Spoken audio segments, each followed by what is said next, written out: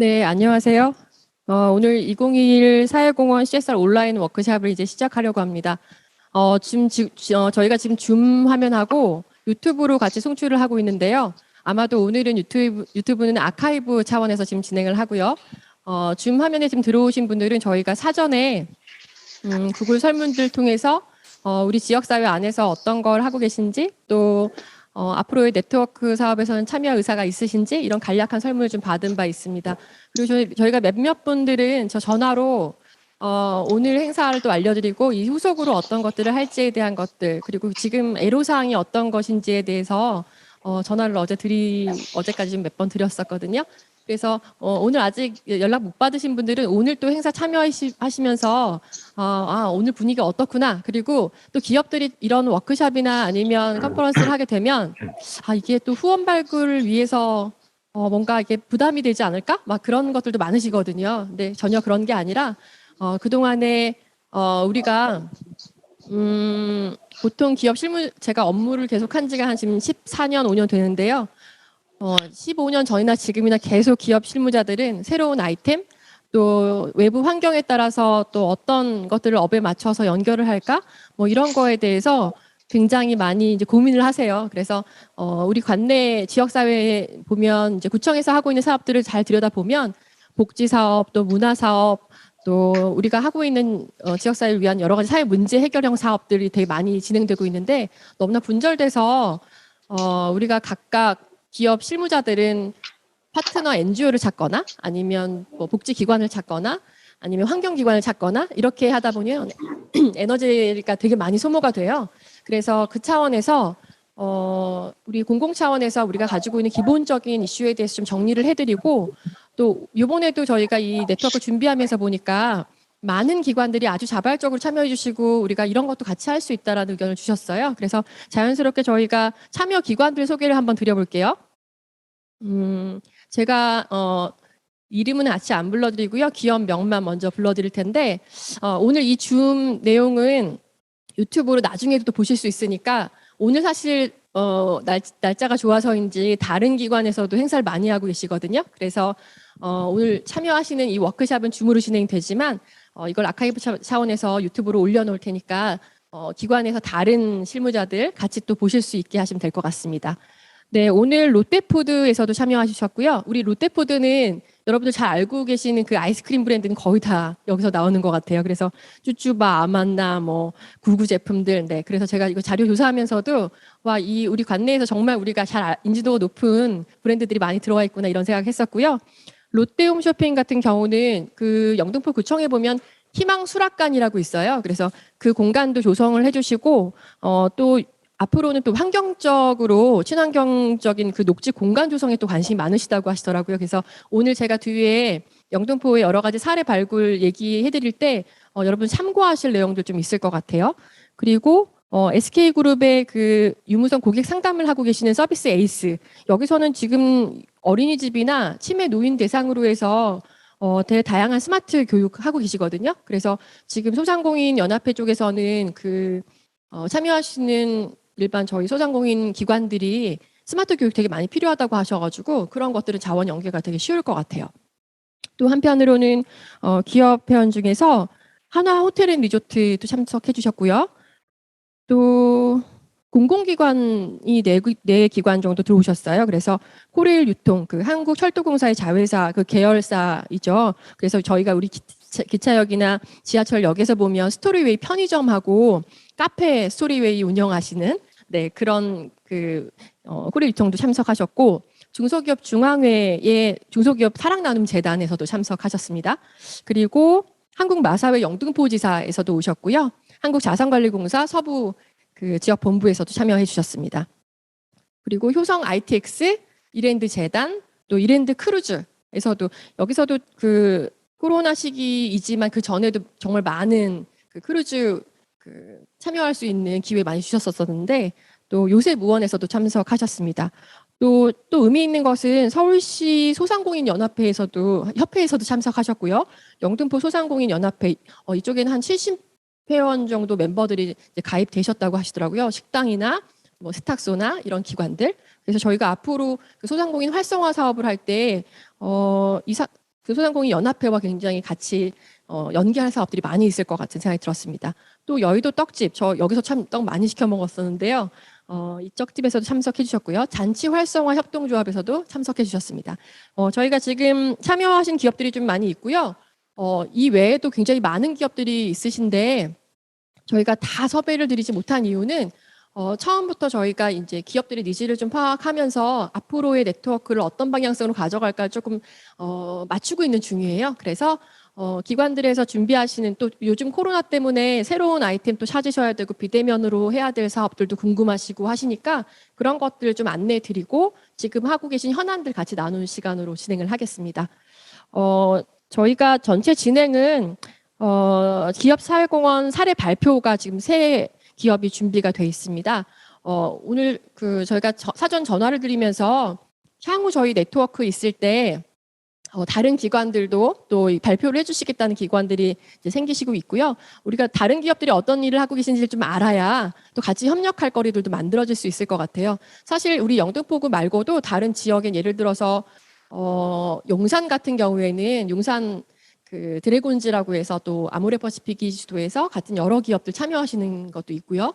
또 광화문에서 최근에 광화문 원팀이라고 또 생겼거든요. 예, 그런 것처럼 이 영등포 우리 지역사회 안에서 같이 공공이 공유하는 애로들이 있을 거라고요. 그래서 그런 것들 같이 나누는 의미에서 오늘 이 자리가 앞으로 영등포 얼라이언스를 좀 만들 수 있는 그런 계기가 됐으면 좋겠습니다. 네, 오늘 사회공헌 사례를 보시면요. 먼저 첫 번째 순서는 포스코건설 최경종 과장님 나오셔서 물레동 소상공인들과 함께한 상생 프로젝트, 실제 진행한 사례들 소개해 주실 거고요. 또 코레일 유통에서 사내 유통 시스템 이용해서 ESG 경영, 요번에 자원순환 캠페인 이제 시작하셨거든요. 그래서 그 사례들 나눠주실 거고, 또 이랜드 재단은 되게 오랫동안 지역사회 취약계층 대상으로 지원 사업을 굉장히 다양하게 하고 계신데요. 지역 네트워크를 통한 사각지대 빈곤 계층 지원 사업, 그 사업에 대해서 사례 공유해 주시겠습니다. 이 사례 발표가 끝나면 저희가 그동안의 상반기 동안 그동안의 영등포 관내에서 있었던 여러 가지 사회공헌 이슈에 대한 것을 좀 브리핑을 해드릴 거예요. 그리고 지금 참여하신 기업들이 주로 이제 궁금하신 Q&A 시간을 갖도록 할 겁니다. 그래서 저희가 사전에 뭐 질문도 받긴 했지만 그 시간에는 Q&A 진행하고요. 그렇게 간단하게 네트워크하는 시간 갖겠습니다. 지금은 이렇게 온라인으로 하지만 올해 안에 우리가 만나는 시간이 또 있겠죠? 네, 그럼 지금부터 사회공헌 발표 시작하도록 하겠습니다.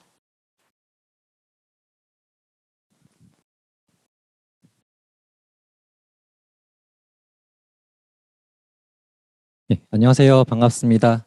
저는 포스코건설의 기업심의 사무국에서 근무하고 있는 최경종 과장이라고 합니다. 오늘 저희 회사에서 추진을 했던 물레동 소공인들과 함께한 상생 프로젝트에 대해서 발표를 하도록 하겠습니다. 먼저 발표는 포스코건설이라는 회사에 대해서 그리고 포스코 그룹이 추구하고 있는 기업시민 경영 이념에 대해서 짧게 소개를 드리고요. 그리고 포스코건설의 이제 기업시민 실천 사례에 대해서 좀 소개를 드리고 마지막으로 시사점을 발표드린 다음에 마치도록 하겠습니다. 먼저 포스코건설에 대해서 좀 말씀을 드리면 1994년도 12월 1일에 설립을 했고요. 많은 분들이 송도에 있는 사옥이 본사라고 생각을 하시는데 사실 포항에 본사를 두고 있습니다. 그리고 사업 영역은 플랜트, 인프라, 건축 세 가지 영역이고 간단하게 좀 설명을 드리자면 플랜트는 제철소 분야에서 이제 세계 최고 기술을 가지고 있다라고 할 수 있는데요. 포항 제철소나 광양 제철소 그리고 해외에서는 브라질 CSP, 인도네시아 제철소를 성공적으로 건설을 하였습니다. 아마 단일 회사로서 일간 제철소를 만들 수 있는 회사는 세계에도 거의 드물다고 볼 수 있고요. 그리고 인프라 사업 같은 경우에는 국내 최대 민자 사업인 신안산선 프로젝트에 참여를 하고 있고 해외 같은 경우에는 폴란드 폐기물 소각로와 같은 해외 환경 사업에 참여를 하고 있습니다. 그리고 건축 사업 같은 경우에는 여의도 파크원이나 해운대 LCT 그리고 송도에 있는 포스코 타워 등을 건설을 했는데 이렇게 이제 포스코 건설 같은 경우에는 이제 초고층 빌딩 실적을 국내에서 최다로 보유하고 있는 국내 초고층 빌딩의 강자라고 할 수 있습니다. 그리고 임직원 수는 약 5,500명 정도 되고 있고요. 2020년도에는 한 9.7조 수주를 했고 올해는 그것을 상회할 것으로 지금 예상을 하고 있고요. 2021년도 시공능력평가 순위에서는 4위를 차지를 하였습니다. 이렇게 포스코 그룹은 더불어 함께 발전하는 기업 시민이라는 경영 이념을 가지고 우리가 사회에 직면한 사회 문제 해결에 동참을 하고 있는데요. 많은 분들이 기업 시민이라는 단어에 대해서 생소하게 생각을 하실 수 있는데 좀 간단하게 말씀을 드리면 기업 시민이라고 하면 사회공헌 활동이나 요즘 이슈가 되고 있는 ESG, UN SDGs 같은 그런 개념들을 모두 포괄하는 그런 개념이라고 생각을 하시면 되고요. 그리고 이런 기업 시민이란 단어가 또 포스코에서 처음 만들었다라고 생각하시는 분들이 계실지도 모르지만 사실은 미국에 있는 한 변호사회에서 1950년대에 만들어진 단어입니다. 1980년대 되면서 기업들이 점차 글로벌화되면서 거대화되면서 이제 코카콜라나 엑선모빌, IBM 같은 회사들이 기업 시민이라는 단어를 사용을 많이 하고 있고요. 네, 그리고 2000년대에 들어서면서 이 기업 시민이라는 단어를 점차 더 많은 글로벌 기업들이 사용을 하고 그들이 경영 이념이나 슬로건에 이제 같이 기업 시민이라는 단어를 함께 사용을 하고 있습니다. 그래서 포스코 그룹 같은 경우에는 이제 우리 사회가 직면한 사회 문제 해결에 동참을 하고 주주나 고객, 협력사 이런 모든 이해 관계자가 모두 공감하고 참여할 수 있도록 화면에 보이시는 이런 5개의 대표 브랜드를 구축을 하여 실천을 하고 있습니다. 포스코 건설 같은 경우에는 이런 기업 시민 경영 하에서 건설업의 특성을 반영을 해서 실천 전략을 수립을 하고 이제 같이 짓는 가치라는 슬로건 하에 이제 고객과 같이 짓는 상생의 가치 그리고 지역 사회의 같이 짓는 나눔의 가치 구성원과 같이 짓는 행복의 가치 3가지 축으로 기업 시민을 실천을 하고 있습니다. 그러면 이제 사례를 말씀드리기 전에 물레동 사례 말고도 좀 재미있는 사업을 저희들이 많이 추진을 하고 있는데 그거에 대해서 먼저 좀 설명을 드리도록 하겠습니다. 먼저 지역사회와 같이 짓는 미소라는 프로젝트인데요. 사실 많은 분들이 건설 현장을 좀 별로 안 좋아하시잖아요. 약간 좀 위험해 보이고 그리고 현장 펜스 같은 경우에도 삭막해 보여서 미관을 해치는 그런 느낌을 많이 받으실 텐데요. 포스코 건설은 이제 지역 사회가 이제 공감하고 함께 즐길 수 있는 그런 테마가 있는 현장 펜스를 운영을 하고 있습니다. 그래서 첫 번째로는 이제 입과 발로 그림을 그리시는 부족화가분들의 작품을 전시를 하고 두 번째로는 이제 국내에 있는 주요 명소의 사진을 직접 촬영을 해서 현장 펜스에 전시를 하고 그리고 미래 세대의 친환경 의식을 제고하고자 현장 근처에 있는 초등학교 학생 대상으로 사생 대회를 추진한 다음에 그 작품을 전시를 하고 있습니다. 그리고 마지막으로 점차 외국인이 증가하고 있어서 그분들의 안전 의식을 고취하고자 펜스 내부에 그들만을 위한 안전 캠페인 포스터를 이제 부착을 하고 있습니다. 그리고 다음으로는 도시양봉사업 비즈니즈 사업인데요. 꿀벌은 세계 100대 농작물 중에 71%의 매개 역할을 수행을 한다고 합니다. 하지만 이제 기후 변화로 이제 꿀벌 개체수가 감소를 하고 멸종 위기에 직면을 했다라고 하는데요. 어떤 사람들이 이렇게 얘기를 합니다. 꿀벌이 멸종을 하면 그 다음은 인류다. 그만큼 이제 꿀벌의 이제 중요성이 좀 대단한데요. 올해 상반기 같은 경우에 이제 안젤리나 졸리가 이런 꿀벌의 중요성을 알리고자 이제 어떤 퍼포먼스를 해서 이런 꿀벌들 위기에 대해서 좀 사회적으로 많이 이슈가 됐고요. 그리고 저희 포스코 건설도 이런 꿀벌의 중요성을 알리고 꿀벌 보호에 동참을 하기 위해서 이런 도시 양봉 사업을 추진하고 있습니다. 그리고 동물복지 지원 사업도 추진을 하고 있는데 요즘 길을 다니다 보면 길고양이들이 많이 있잖아요. 그래서 그런 길고양이들로 인해서 주거 환경이 악화가 되거나 동물 학대, 캐만 폭행 같은 사회적 이슈가 많이 발생을 하고 있는데 여러 지자체들은 그런 길고양이의 개체수를 줄이고자 TNR 사업을 추진을 하고 있습니다. 그래서 이런 TNR 사업에 연계를 해서 포스코 건설은 이제 스틸로 길고양이 급식소를 만들어서 보급을 하고 있는데요. 이런 길고양이 급식소를 이제 그런 TNR 사업의 거점으로 지자체가 활용을 하고 있습니다. 그리고 그 외에도 올해에는 이제 도토리 저금통, 버드피더 같은 사업을 또 추진할 예정입니다. 마지막으로는 고객과 함께하는 탄소 중립 더샵앤어스 사업인데요. 요즘 최근 이제 탄소 중립이 최근 화두이잖아요. 근데 이런 탄소 중립을 이제 실현을 하려고 하면 국가와 기업만으로는 사실 해결하기는 어렵습니다. 그래서 개개인의 참여가 사실 절실한데요. 이런 개개인의 이제 참여를 독려하기 위해서 탄소 중립 교육이나 탄소 중립 한 달 살기, 업사이클 체험 같은 이런 사업들을 추진을 하고 있습니다.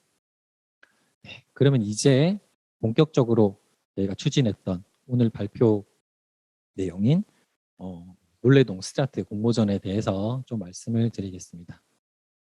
네, 사회공헌 활동이나 뭐 어떤 여러 가지 활동을 할 때는 약간 어떤 정당성 같은 것들이 좀 필요할 텐데요. 우리 포스코 그룹은 사실 이제 모사인 포스코가 철을 다루고 있잖아요. 그래서 철에 관련된 사업을 한번 해보면 좀 좋을 것 같아서 이제 서울에서 이제 어떤 곳이 철과 좀 연관이 있는 사업을 하고 있을까 이렇게 좀 살펴보게 되었습니다.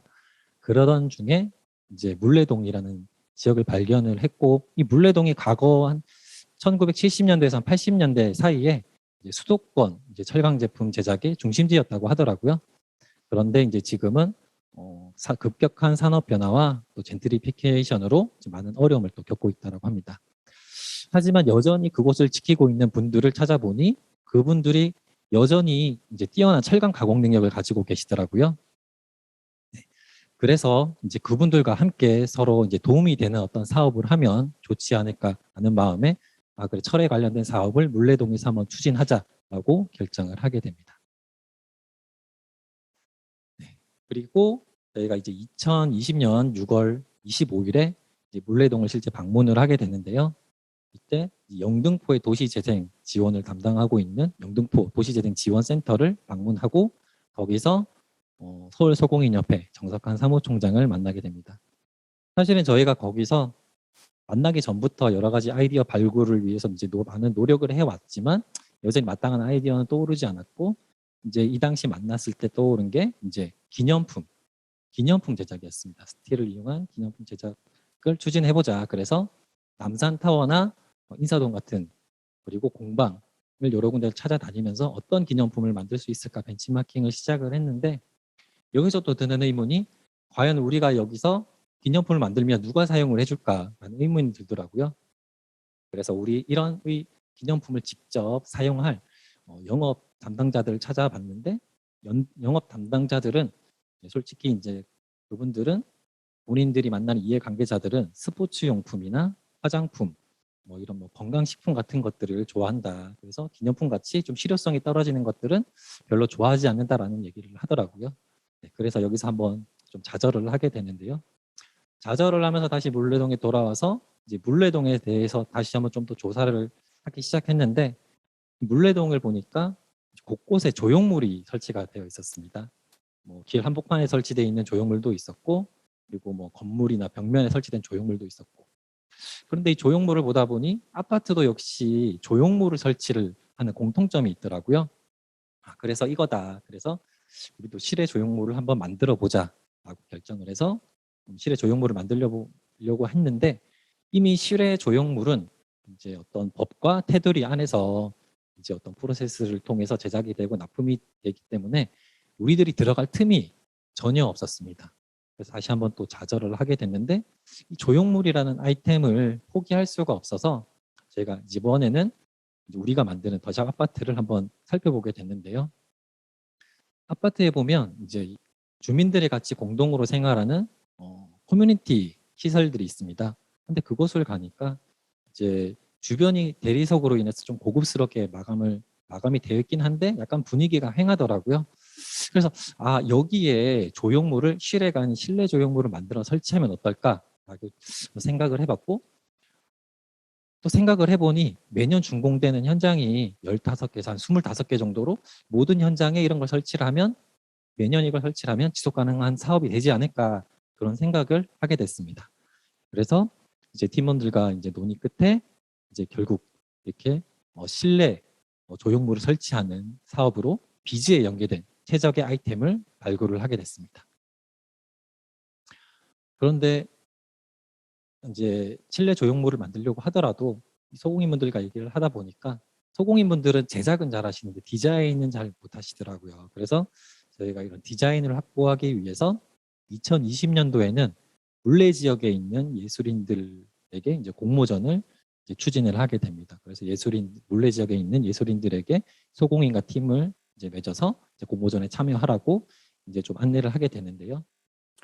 2021년에는 이제 좀 이 임팩트를 조금 전국적으로 키워보고자 이제 전국 디자인 관련 학과 대학생으로 확대를 하게 됐습니다. 그래서 이제 세상에 어디에도 없는 이제 물레 특화 공모전이 이제 탄생을 하게 됐습니다. 그 공모전을 시작을 했는데 이제 아리스토텔레스가 예전에 이제 이런 말을 했습니다. 시작이 반이다.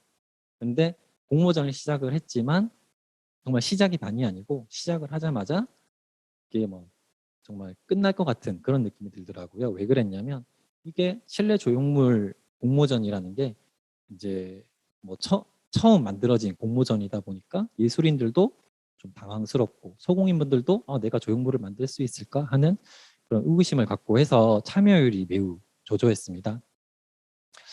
그런데 이제 도시재생지원센터하고 소공인협회 그리고 저희가 직접 발벗고 뛰어다니면서 이제 설득을 했고 2020년 같은 경우에는 이제 공모 마감일에 총 11개의 이제 작품을 이제 접수를 하게 됐는데 이게 뭐 마지막에 들어왔다 한꺼번에 들어왔다라고 해서 뭐 정말 좀 이상한 그런 디자인들 좀 급이 떨어진 디자인들이 아니고 실제 예술인들 활동을 하고 있는 예술인들이 만든 디자인이라서 정말 디자인들이 정말 우수했고 저희들이 어떤 거를 뽑아야 될지 고민을 할 정도로 수준이 높은 디자인이었습니다.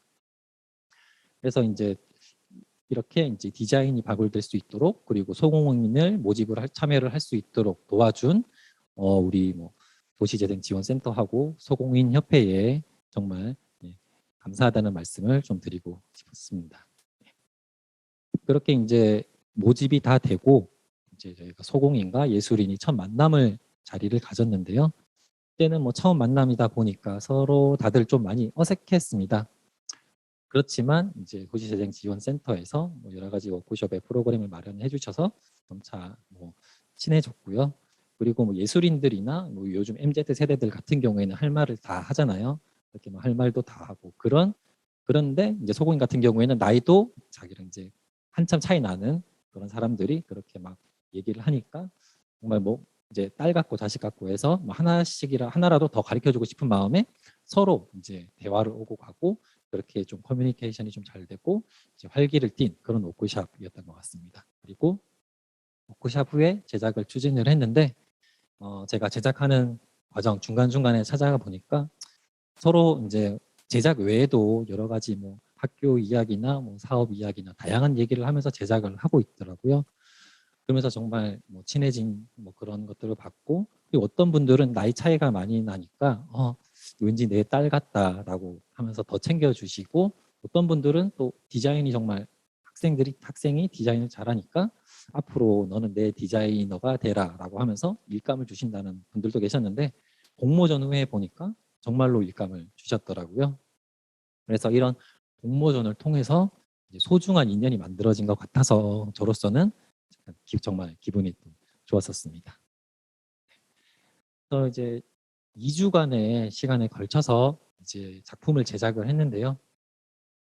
작품을 제작을 하고 나서 이런 물레동에서 만든 이런 작품의 우수성을 알리고 물레동에서 좀 홍보를 하고자 저희가 강남에 위치한 더샵 갤러리에서 전시회를 가졌습니다. 그리고 좀 더 사회적 임팩트를 키우기 위해서 포스코 건설 그리고 더샵 갤러리 인스타그램을 통해서 국민 투표까지는 아니지만 어쨌든 투표를 진행을 하게 됐고 또한 직원 투표도 같이 진행을 했는데 또 감사하게도 한 4,000명 정도가 참여를 해주셨습니다. 그렇게 순위를 결정을 하게 되고 저희 사장님과 그리고 영등포 최은일 구청장님 참석하에 시상식을 개최를 했었습니다. 왼쪽 하단에 보시면 이제 학생들 사진이 있는데 이제 뒤에 가운데 영등포 구청장님 얼굴이 있는 걸 확인할 수가 있습니다. 그리고 감사하게도 이런 공모전의 취지를 또 알아주시고 작품의 우수성을 또 알아봐 주신 이제 고향 스타필드에서 초청을 해주셔가지고 8월에 약 2주간 이제 1층에서 전시를 추진을 했었습니다. 이렇게 제작된 작품들은 각 현장에 보내져서 이제 설치가 되었는데요. 왼쪽 사진을 보시면 입주 예정자 협의회에서 감사패를 전달하는 사진을 볼 수가 있습니다. 이렇게 입주 예정자들이 작품을 설치한다고 해서 단순히 그냥 하나의 활동이다, 뭐 하나 그냥 당연히 해주는 거 아니야라고 생각하시는 분들이 하나도 없고, 정말 공모전 취지에서부터 어떻게 작품을 만들었는지 학생과 소공인의 협업에 대해서 정말 뜻깊게 생각을 해주시고, 정말 이거를 들을 때마다 모든 분들이 다 감사하다라고 하시더라고요. 그래서 특히나 여기 지금 2021년도 최우수작인데요. 이 작품을 설치할 때는 입주자협의회에서 감사패까지 전달을 해주셨습니다. 그래서 이제 약 지금 공모전이 시작한 지 1년이 정도 됐는데요. 혹시 뭐 여러분이 생각하시기에는 몇 개 정도의 작품이 제작이 돼서 지금 더샵에 설치가 됐다고 생각을 하시나요? 네, 지금까지 약 1년 동안 17개의 작품을 추가로 제작을 해서 이제 더샵 아파트에 설치를 했는데요. 1개월간 약 한 달간 약 1.4개씩 제작을 했다라고 보시면 됩니다. 그래서 작품은 작품 가격은 한 약 500만 원 정도라고 생각을 하시면 되는데, 그걸 보면 17개 현장이니까 1년간 한 8,500만 원 정도의 일감이 물레동에서 창출됐다라는 걸 확인을 할 수가 있고, 이게 매년 준공 현장이 한 20개 정도, 20개 이상 됩니다. 그래서 이게 매년 약 1억 원 정도의 매출이 이제 물레동에 발생할 거기 때문에 이제 지속 가능한 사업으로 지속 가능성을 확보했다라고 보실 수가 있고요. 그리고 이 사업을 통해서 도시재생지원센터하고 소공인협회와 맺어진 이런 끈끈한 파트너십을 통해서 저희가 다양한 사업을 전개했습니다. 아까 앞에서 말씀드린 스틸을 통한 길고양이 급식소 제작인데요. 작년 같은 경우에는 약 1천만 원의 예산을 들여서 스틸 길고양이 급식소를 만들었고, 도봉구와 서대문구의 요청이 있어서 그곳에 설치를 하였습니다. 근데 저희가 설치를 한 다음에 이게 반응이 너무 좋아서 이제 그 이후로 지금까지 계속 많은 분들이 이제 회사에 이제 길고양이 급식소를 설치해 달라는 요청을 많이 하고 있고요. 그래서 저희가 올해 같은 경우에는 약 작년에 1,000만 원이었는데 올해는 한 5천만 원에서 한 8천만 원 정도 투입을 해서 길고양이 급식소를 만들고 필요한 곳에 보급할 계획입니다. 그리고 이 사업은 특히나 요즘에 MZ 세대들이 동물보에 관심이 많잖아요. 그래서 MZ 세대들을 통해서 더욱더 이제 사회적 임팩트가 확장된 사례라고 볼 수가 있습니다. 그리고 그 다음은 정거장 3D 모델링인데요. 영등포구에는 이제 신안산선이 지나가고 있습니다. 그래서 저희 회사에서 신안산선을 건설을 하고 있는데, 거기 현장에 이제 정거장을 소공인들과 협업을 해서 3D 모델링으로 만들어서 설치를 했고요. 그리고 그 이외에도 이제 건설 폐기물 하우스와 같은 다양한 소소한 것들 사업들도 같이 진행을 하고 있습니다. 그래서 스트라트 공모전을 통해서 이제 업을 연계한 사업으로 지속 가능성을 확보했다라고 말씀을 드릴 수가 있고, 그리고 이런 튼튼한 파트너십을 확보했기 때문에 다양한 사업을 또 추가로 전개할 수 있었다라고 말씀을 드릴 수가 있습니다. 사실 이렇게 이제 스트라트 공모전을 성공적으로 이제 만들 수 있었던 배경에는 또 2개의 기관이 있었습니다. 바로 서울시와 영등포구인데요. 우리 성과를 좀 더 확대할 수 있도록 서울시에서는 이제 물레동 사진전 예산을 또 지원을 해주셨었고요. 영등포에서도 이제 많은 관심과 지원을 가져주셨기 때문에 이제 우리가 했던 이런 사업들이 성과가 보다 더 확대가 될 수 있었다라고 생각을 합니다. 그래서 이제 기업이 보유한 이런 비즈니스 역량을 활용을 하고 이제 여러 이해관계자가 가진 네트워크 및 실행력을 접목을 해서 성공한 사례가 아마 스트라트 공모전이 아닌가 그런 생각이 됩니다. 그래서 이런 공모 사업을 통해서 창출한 가치에 대해서 좀 말씀을 드리면, 일단은 사회적 가치 측면에서 좀 말씀을 드리면 물레 소공인과 신진 아티스트 파트너십을 통해 상생의 시너지 창출 기반을 마련했다라고 할 수 있고, 전국 단위 공모전과 작품 전시 그리고 물레 사진전을 통해서 물레 소공인에 대한 사회적 관심을 환기했다라고 할 수가 있습니다. 그리고 더샵 아파트의 작품이 전시되며 그리고 소공인과의 상생에 대해 입주민들도 이제 관심을 가지게 됐고요. 경제적 가치 측면에서 좀 말씀을 드리면 소공인 같은 경우에는 스틸아트 분야 진출로 허벽을 확대, 그래서 새로운 수익원을 창출했고요. 그리고 이런 사업을 통해서 이제 추가적으로 기업 연계 추가 일감을 확보를 했다라고 할 수 있습니다.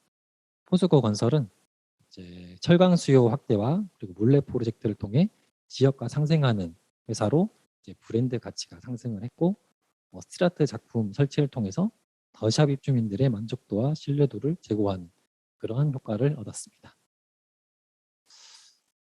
제가 좀 말을 좀 빨리 해서 준비했던 것보다 빨리 해서 시간이 좀 빨리 지나간 것 같은데, 이제 마지막입니다. 시사점인데요.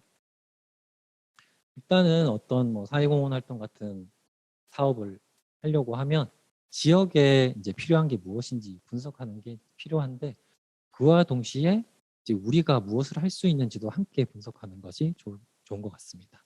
왜냐하면 우리가 어떤 지역에서 정말 좋은 사회공헌 활동을 찾았다고 하더라도 우리가 할 수 없는 일이라면 사실은 그것은 과감히 포기를 하고 더 잘할 수 있는 곳에 넘겨주는 그런 게 좀 필요하고요. 그래도 만약에 꼭 하고 싶다라고 하면 뭐 그걸 같이 함께 할 수 있는 다양한 파트너들을 찾아서 함께 시작하는 게 함께 해야 되지 않을까, 뭐 그렇게 생각이 됩니다. 그리고 두 번째는 일단은 파트너십을 맺었다고 하더라도 상호 신뢰를 이제 우선적으로 이제 그런 신뢰가 있는 관계를 형성을 해야 된다고 생각을 합니다. 이게 혼자서는 할 수가 없기 때문에. 그리고 같이 함께 하더라도 만약에 이런 신뢰가 없더라면 이제 서로의 의견을 존중하지 않고 또 서로가 추구하는 목표만 달성하기 위해 노력을 하고, 본인이 이제 자기가 추구하는 목표를 달성했기 때문에 나는 이제 끝이야라고 생각을 할 수도 있기 때문에 우선적으로 신뢰를 쌓아야 된다고 생각을 합니다. 그리고 세 번째는 각 주체가 보유한 역량이나 시설, 예산, 인력 등을 이제 공유를 하고, 그래서 이제 서로의 부족함을 채워줄 수 있어야 하고요. 그리고 본 프로젝트를 위해 통해서 각자가 무엇을 원하는지를 공유를 할 필요가 있다라 생각을 하고요. 그리고 마지막으로는 성과를 창출하는 파트너십이 지속 가능성을 담보한다라고 생각을 합니다. 물론 그 사업에는 이제 공동의 목표가 있겠지만 그런 공동의 목표를 달성하기 이전에 각 단체에서 원하는 목표가 있을 겁니다. 그래서 그런 목표들이 달성이 돼야지 향후에도 우리가 이 사업을 작년에 했었는데 우리 뭐 이 사업이 성공적으로 수행했지. 그런데 우리는 얻는 게 없었어. 그러면 이제 같이 이제 팀을 이루고 있는 팀이나 아니면 그 위에 있는 사람들이 우리가 얻는 게 없는데 왜 이거를 참여를 해? 라는 생각을 할 수가 있고, 그렇게 되면 파트너십이 깨지기 때문에 공동의 목표를 이루기 전에 이제 공동의 목표, 이제 각각 단체가 원하는 목표를 이제 포괄하는 그런 공동의 목표를 설정을 해야 되지 않을까 그런 생각이 듭니다. 제가 이제 준비한 발표 자료는 지금 이제 모두 마쳤고요. 이제 짧은 시간 동안 발표를 했는데 경청해 주셔서 매우 감사드립니다.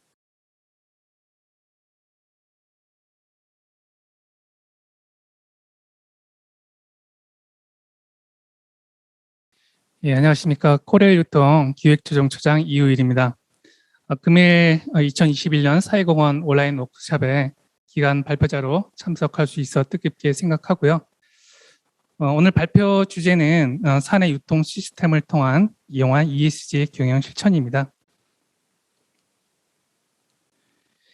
예, 사회공헌 워크숍에 갑자기 ESG로 시작을 하는데요. 결론적으로 말씀드리면 CSR과 ESG의 역사는 동일선상에 있고 실행 관점에 있어서는 한몸이라고 판단을 하고 있습니다. 두 개념이 모두 기업의 지속 가능 경영을 추구하고 있고 CSR을 잘하는 기업이 결국은 ESG 경영도 잘할 수 있다는 점을 먼저 말씀드립니다. CSR은 기업이 사회적 책임을 다하기 위해 이윤을 사회에 환원하는 활동이고, ESG는 최근 들어 환경 문제가 심각화되면서 기업이 이익을 사회에 환원하는 것도 중요하지만 이익 창출을 하는 과정도 균형 있게 고려하기 시작했다고 볼 수 있습니다. 다음은 ESG에 대한 맥락입니다. 관련 사항은 참고 사항으로 짧게 스킵하고 넘어가도록 하겠습니다.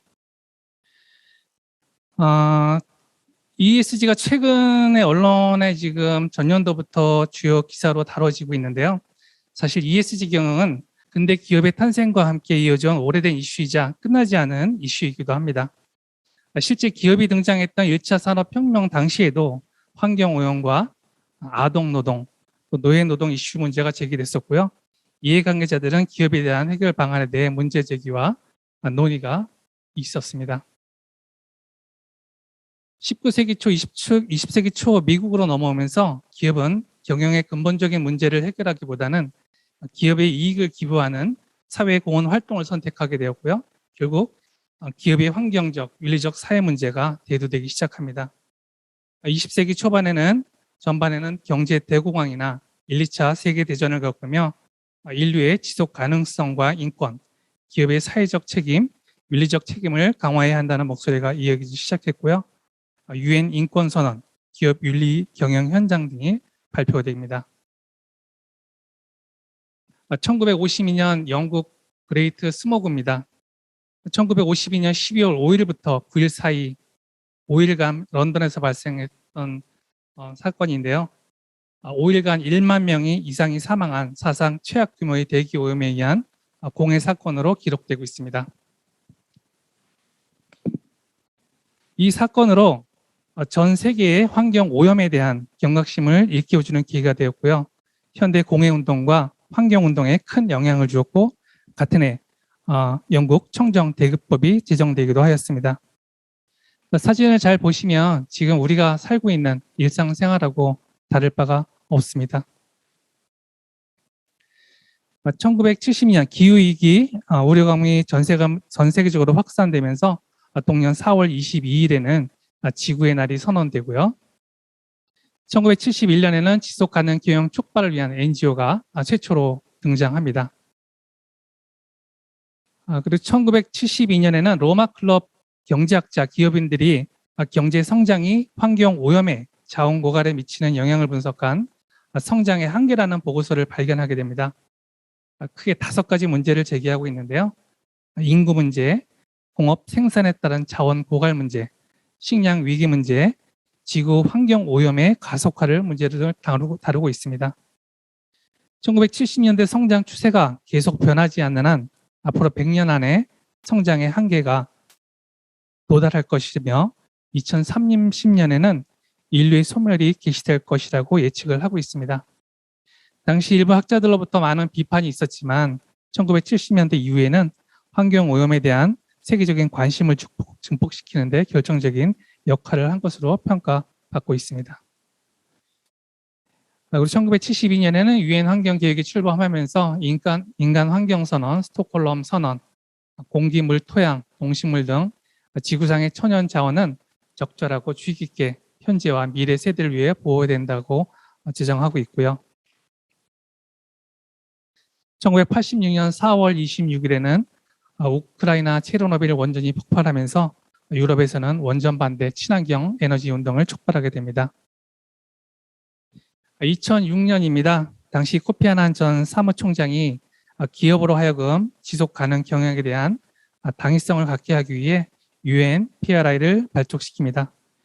UN PRI는 다가올 미래는 기업이 환경, 사회, 지배구조에 미치는 영향이 기업의 장기 존속을 위한 주요 변수로 작용될 것을 우려하여 투자자들로 하여금 투자 대상의 기업의 재무적 측면뿐만 아니라 비재무적인 요소를 고려해야 한다는 투자 원칙이 되었고요.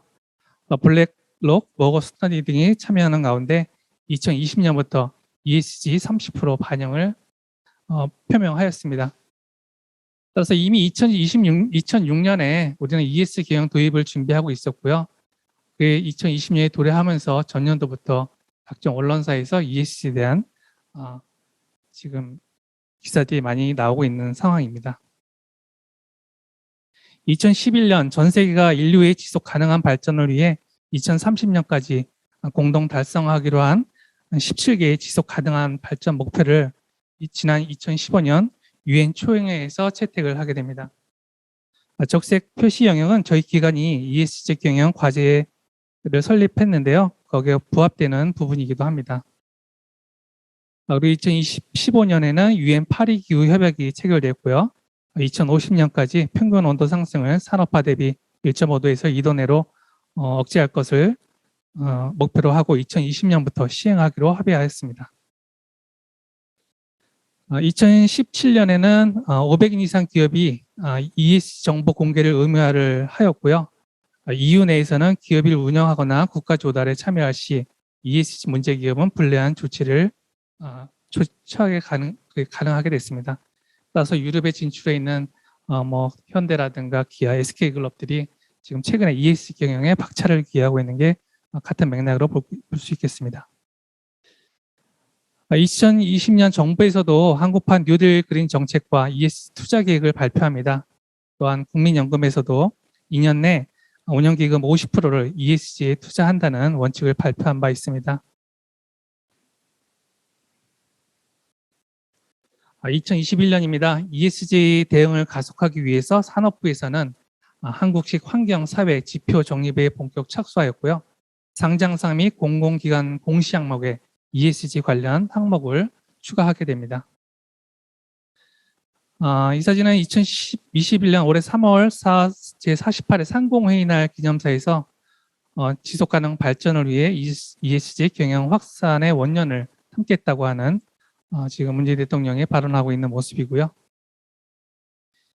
예, 지금 빠르게 ESG 맥락에 대해서 살펴봤습니다. 저희가 다 아시겠지만 이렇게 살펴본 거는 그 ESG 경영에 대한 문제가 어제 오늘의 문제가 아니라 과거 근대 기업의 탄생 때부터 이슈화됐었고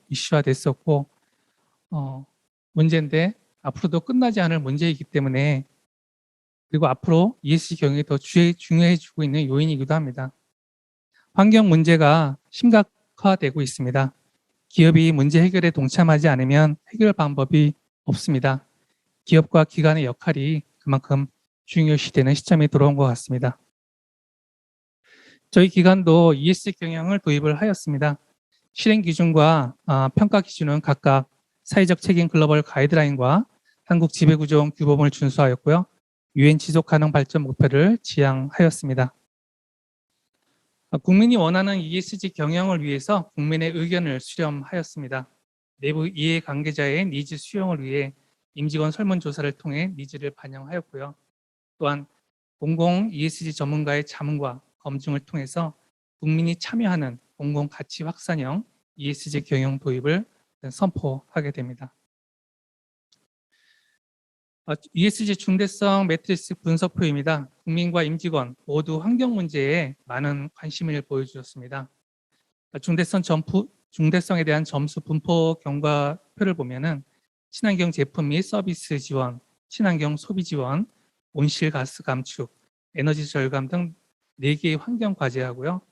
지금 코로나19로 인해서 사회 분야로 안전 및 보건 체계 구축을 핵심 이슈로 선정이 되었습니다.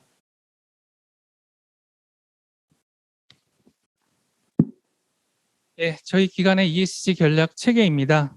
CSG 직속으로 ESG 추진위원회를 구성하여 주요 핵심 전략 과제를 실적을 점검하고 피드해 나갈 거고요. 크게 지구 환경을 위한 지속 가능 소비, 함께 성장하는 포용적 동방 경영, 청렴하고 투명한 공공 신뢰 구축을 핵심 전략으로 수립을 하였습니다.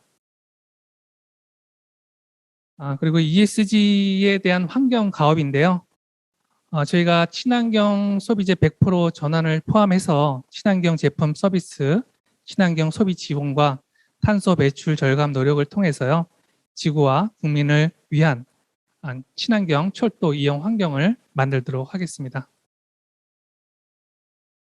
예, 사회 분야와 지배구조 분야는 지금 스킵을 하고 넘어가고요. 5월 27일 저희 기관 ESG 선포 사진입니다. 예, 다음은 저희 기관의 ESG 경영 실천 사례에 대해서 간략하게 말씀드리겠습니다. 자원순환 캠페인 프로젝트 R이 휴지가 된 종이팩입니다. 우리 주변에는 흔히 볼 수 있는 사진입니다. 어쩜 우리가 무심코 버렸던 휴지들이, 쓰레기들이 저 안에 있을 수도 있고요. 해양 쓰레기가 문제도 심각하고 있는데 문재인 대통령이 2050년까지 해양 쓰레기 제로를 목표로 만들겠다는 의지도 발표한 바 있습니다. 우리나라에서 배출되는 종이팩 약 70% 약 105억 원 가량인데요. 제대로 분리가 되지 않았기 때문에 재활용을 되지 못하고 있는 상황이라고 합니다. 코로나19 사태를 계기로 인해 택배 이용이 증가되고 있고, 그다음에 배달로 인해 종이류인 박스 사용량도 함께 증가하고 있습니다.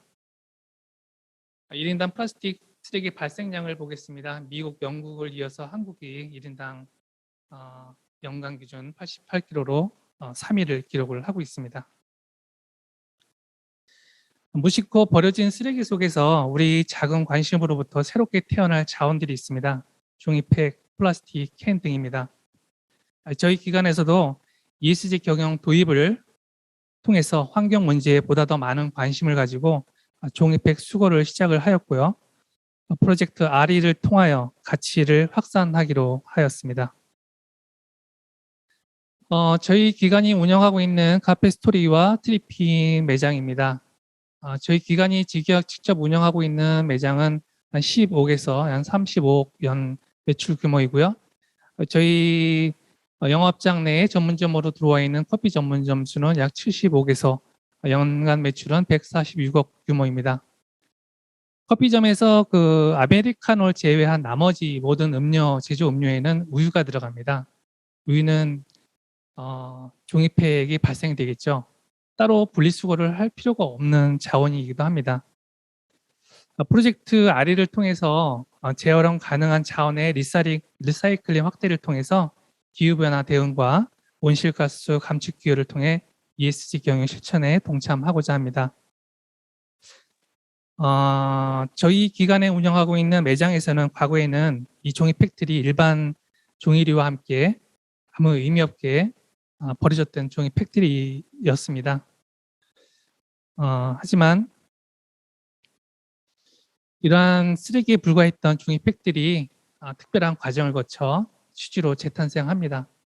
수거와 세척, 건조, 재단, 패킹 과정을 거쳐 연간 한 7만 8천 개 정도의 종이팩이 수거가 가능하고요.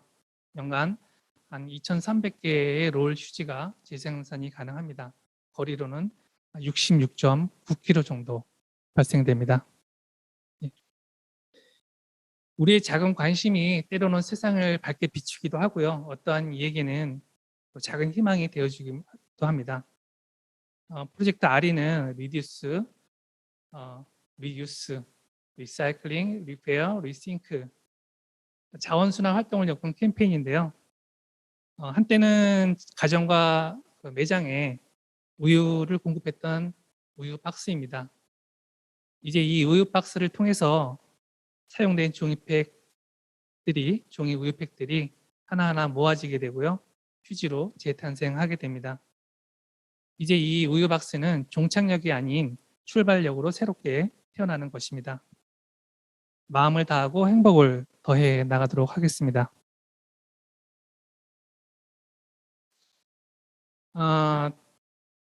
우리나라의 철도 역사는 1899년 9월 18일 서울과 노량진과 또 인천 제물포요를 연결하는 경인선이 개통되면서 시작이 되었고요. 이후 경부선, 경인선 등이 개통됩니다. 전체 노선은 102개 노선 중 기타선을 제외한 역의 중심 노선은 30개 노선이고요. 전체 철도 거리는 3,492km입니다. 철도는 사람을 이동시켜주는 수단입니다. 물건을 나르기도 합니다. 철도를 통해서 많은 정보가 전국에 전파되기도 하고요. 철도는 전국을 하나로 이어주는 네트워크 역할을 하기도 합니다. 이번 종이팩 재활용 프로젝트를 통해서 작은 박스로 시작이 되지만 전국 30개 철도 노선을 통해서 전국 204개 역사, 전국 곳곳에 이러한 캠페인 활동이 향후 이어질 것으로 기대를 하고 있습니다. 끝으로 지역사회공헌 활동입니다. 저희 기관의 그 지역사회공헌 활동은요, 고객 중심의 경영 이념에 부합하는 기업의 사회적 책임 실현과 사회적 약자, 소외계층과 함께하는 지역사회 관계 강화입니다. 또한 코로나19를 포함하여 지역사회가 요구하고 있는 사회적 문제 해소를 위해 적시 지원을 하려고 합니다. 5개년간 저희 사회공헌 실적인데요. 전년도에는 약 30억이 좀 안 되지만 이 중에 한 58% 규모인 한 1억 6천만 원 정도는 저희 기관이 속해 있는 영등포 지역반 내 지역 사회공헌 활동으로 지금 많이 활용이 되고 있고요. 그리고 저희 기관의 2021년도 사회공헌 활동 계획은 연계 기관인 영등포 장애인복지관, 또 영등포구 자원봉사센터, 영등포동 주민센터, 또한 영등포 여성인력개발센터, 영등포구 사회복지협회를 통해서 각종 추석 행사라든가 지역 아동센터, 그다음에 뭐 나눔, 소외계층을 위한 바리스타 교육, 또 이런 활동을 전개하고 있고요. 저희 기관은 참여 봉사의 그 형태를 보면 참여와 기부 형태가 있는데요.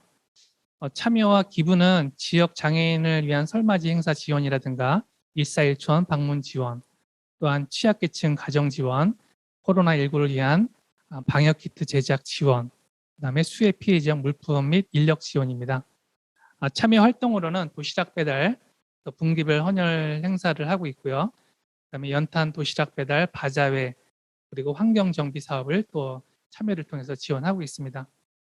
또한 기부 활동은요, 영등포 장애인 복지관 행사 후원이라든가 또 코로나19 수해 피해 지역 지원, 그다음에 141촌 명절 나눔 행사, 또 취업과정 환화 의료비 지원 등을 하고 있습니다. 시간이 좀 된 것 같습니다. 일단 저희가 발표한 자료가 오늘 발표 주제와 좀 맞는지는 모르겠지만 저희 기관이 이렇게 준비한 발표를 모두 마쳤고요. 워크숍이 끝난 다음에 저희 오늘 워크숍이 만족스러우셨다면 좋아요하고 구독 꼭 눌러주시기 바랍니다.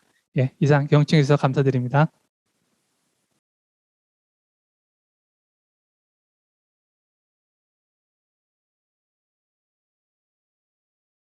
네, 안녕하십니까. 이번 시간에는 지역 네트워크를 통한 사각지대 빈곤계층 지원이라는 주제를 가지고 사례 발표를 할 이랜드 재단의 사무국장 김욱입니다. 오늘 귀한 시간에 이렇게 초대해 주셔서 감사드리고요. 모든 참여자분들께서 좀 인사이트를 얻는 그런 시간이 되었으면 좋겠습니다. 오늘은 그 이랜드 재단에 대한 간략한 소개를 먼저 드리고 이후에 사각지대를 네트워크를 통해서 어떻게 지원을 했는지에 대한 사례를 말씀을 드리겠습니다. 이랜드 재단은 소외된 이웃에게 빛과 소금이 되고자 합니다. 이랜드는 제1 경영 이념으로 나눔을 가지고 있는데 그 나눔을 실천하는 곳이 저희 이랜드 재단입니다. 1991년도에 저희 재단은 좀 설립이 되었고요. 2002년부터는 그룹의 수익의 10%를 사회공헌에 사용한다라는 원칙을 가지고 진행을 하고 있습니다. 그래서 2002년까지 현재 약 3,792억 정도 사회공헌을 하고 있습니다. 저희 재단은 4가지 기준을 가지고 사회공헌을 하고 있습니다. 첫 번째는 진정성으로 좀 물질만 전달하는 것이 아니라 마음을 함께 전달한다라는 가치를 가지고 있고요. 두 번째는 투명성으로 기부자에게 상세한 내역을 보고를 하고 있습니다. 지속성으로는 사업의 지속성을 통해서 사회적 가치를 창출하고자 진행하고 있고요. 아직 운영비에 대해서는 외부 기부금에 대해서는 저희가 운영비나 다른 관리비를 사용하지 않고 전액을 다 기부에 저희 원하는 뜻에 따라서 지출하고 있습니다. 재단의 사회공헌은 크게 3가지가 있습니다. 위기과정 지원 사업과 장학사업, 그리고 사업부와 함께 하고 있는 공익 마케팅이 있습니다. 위기과정 지원 사업은 주거비, 생계비, 치료비를 좀 지원하고 있고 어려운 그런 미자립 NPO를 지원하고 있고요. 장학사업은 국내에서 같이 진행하고 있는데 저소득 청소년을 저희가 찾아서 지원을 하고 있습니다. 다음은 저희가 이제 오늘 사례 중에서 집중적으로 말씀드릴 것은 위기과정 지원 사업입니다. 이 사업은 저희가 혼자 할 수 있는 부분이 아니기 때문에 많은 지역사회 네트워크와 함께 같이 하고 있습니다. 좀 사업을 설명을 드리자면 갑작스러운 위기 상황으로 인해서 가계의 경제적인 어려움이나 심리적, 정서적, 사회적인 어려움에 처한 그런 가정들을 저희가 지원하고 있는데 특별히 공공이나 민간 자원이 돕지 못하고 있는 저희 가정들을 찾아서 그 가정이 자립할 수 있도록 지원하고 있습니다. 그러다 보니까 저희 재단의 힘으로만 그 가정을 찾거나 지원할 수가 없습니다. 그래서 현장에 있는 사례 관리할 수 있는 그런 많은 기관들이 있는데 공공에는 뭐 사회의 그 뭐 정보원이라든가 지자체에 있는 그 사례 관리 기관들, 민간 기관들로부터 제가 사례를 접수를 받고 그 사례를 가지고 재단에서 선임한 그런 전문가 그 단체를 통해서 1차 서류 심사를 하게 됩니다. 그 이후에는 제가 매 가정마다 가정 방문을 통해서 현장을 확인하고 제가 지원을 하고 있습니다. 현재까지 약 15,000여 가구를 지원해서 한 200억 정도 이렇게 사용을 하고 있습니다. 이렇게 저희가 위가정 지원 사업을 하다 보니까 이 가정들이 정말 필요로 하는 것을 적시에 그리고 이 이후라도 자립에 도움이 되는 여러 서비스들이 필요한데 이것을 저희 재단에 가지고 있는 시스템만 가지고 하자니 많이 부족한 것을 느꼈습니다. 첫 번째로는 재단 시스템으로 접수를 받고 심사를 하다 보니까 리드 타임이 상당히 길어지는 문제가 있었고 또 서류 심사로 1차를 필터링 하다 보니까 가난이 서류로 표현되지 않는 영역이 또 있습니다. 그리고 지역자원 연계라든가 이외 사례 관리가 지속되지 못하는 그런 어려움들이 있어서 저희가 3년 전부터는 재단의 이런 위기개정 지원 사업을 잘 이해하고 함께할 수 있는 그 기관들 또 지역 지자체를 찾아서 거점 협력을 하고 있습니다. 그래서 이 거점 기관을 통해서 위기과정을 찾고 지원하고 있는데 재단과 지자체가 하는 역할을 좀 나누고 있습니다. 재단은 그 반기 동안 그 지자체가 사용할 수 있는 예산 5천만 원을 따로 별도로 준비를 하고 제 지자체가 원하는 그 심사에서 제가 제안했던 그 가정들 다 지원할 수 있도록 그렇게 하고 있고요. 이 사업을 시작하기 전에 평가 기준을 같이 세팅을 하게 됩니다. 우리는 어떤 가정을 지원하기를 원하고 또 어떻게 심사하기를 원한다라는 것을 같이 공유를 해서 평가 지표를 확정을 하고 지원이 끝나면 재단에서는 지원받은 모든 가정을 다 방문을 합니다. 그래서 우리가 같이 합의했던 기준에 맞게 가정을 선정을 하고 지원했는가 같이 평가를 하게 됩니다. 그리고 지자체는 이것을 하기 위해서 별도의 사례 모임을 최소 5명으로 꾸려서 운영을 하게 되고요. 6개월 이상의 사례 관리를 하게 됩니다. 그리고 지역 자원을 같이 연결을 하죠. 현재까지 12개 자치단체와 함께 한 221가정을 지원했고요. 한 6억여 원 이렇게 사용을 했습니다. 이 과정에서 3개 정도의 지자체는 사업을 좀 종료를 좀 하게 됐습니다. 평가하고 저희가 했을 때에 지속하기에는 조금 어렵겠다라는 이제 평가가 되어져서 이제 종료를 하게 된 그런 사례입니다. 의미가 있었던 것은 이렇게 지자체와 권한을 주고 책임을 부여하면서 저희가 이 사업을 하다 보니까 책임감을 많이 가지시게 되더라고요. 이 예산을 제대로 좀 써야 되겠다라는 그러한 책임감이 갖게 되고 두 번째는 사례 관리를 지속적으로 하시게 되니까 지원받았던 이 분들이 저희 재단 자체 시스템으로 그전에 해왔던 것처럼 심사했던 그리고 그렇게 지원했던 가정과 비교해 보면 자립도가 훨씬 더 좋아진 것을 좀 볼 수 있었습니다. 그래서 저희가 이것을 계속 확산해 나가고 있는 그런 상황입니다. 그리고 이게 거점 지역을 가지고 같이 사업을 하다 보니까 우리 같이 협약하고 진행했던 거점 그 자치단체가 지역 자원의 허브가 되고 사회 안전망의 허브가 되는 것이 가장 바람직하겠다라는 그런 결론을 얻게 됐습니다. 재단은 이제 민간 자원이잖아요. 그러다 보니까 한계가 분명히 있고 그 지역 안에서의 자원에 활용하는 부분도 한계를 좀 보게 됐습니다. 그러나 지자체가 주도적으로 예산을 가지고 움직이게 되니까 많은 지역 자원이 함께 움직여지고 그것이 끝까지 사례 관리가 끝날 때까지 함께 하는 것을 볼 수 있어서 이 이후로는 지자체가 이런 사회 안전망의 거점이 될 수 있도록 재단이 지원하는 역할을 하는 것도 우리가 해야 될 몫이겠구나라고 판단을 했습니다. 그래서 지난 7월부터는 이제 장흥 군청이 저희와 함께 잘 하고 있는데 이렇게 그 군 안에 있는 자원들을 어떻게 네트워킹하고 활용할 것인가에 대한 고민을 같이 했습니다. 그래서 재단의 역할은 그분들에게 포상을 준다든가 동기부여를 한다든가 이런 역할을 수행을 하기로 했습니다. 그래서 위기가정 지원 사업에 대해서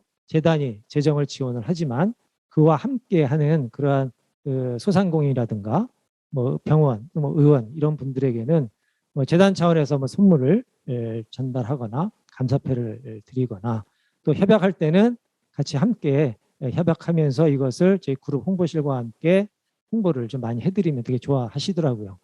그리고 한 2년 정도 저그 참여하신 분들에게는 이랜드 그룹이 그 전국에 켄싱턴 호텔과 리조트를 운영을 하고 있어서 2박 3일간 숙박과 식사를 하실 수 있도록 그러한 것들을 증정을 하면서 이렇게 촉진을 하는 역할을 지금 하고 있습니다. 지자체는 이제 그걸 가지고 이제 많은 소상공인이나 의원들 함께 하실 분들과 함께 이 사업에 동참을 촉구를 하고 있고요. 오른쪽에 이제 장안군청에 이제 동그랗게 여러 기관들이 있는데 좀 대표적인 것들만 좀 보여드리긴 하지만 이렇게 좀 하나 둘씩 모여지고 있는 상황입니다. 다음 페이지는 그 지난달에 저희 재단과 장흥군에 있는 삼성 디지털 플라자 그다음에 군과 함께 협약을 진행을 했고요. 이것이 이제 홍보 기사 나갔던 사례입니다.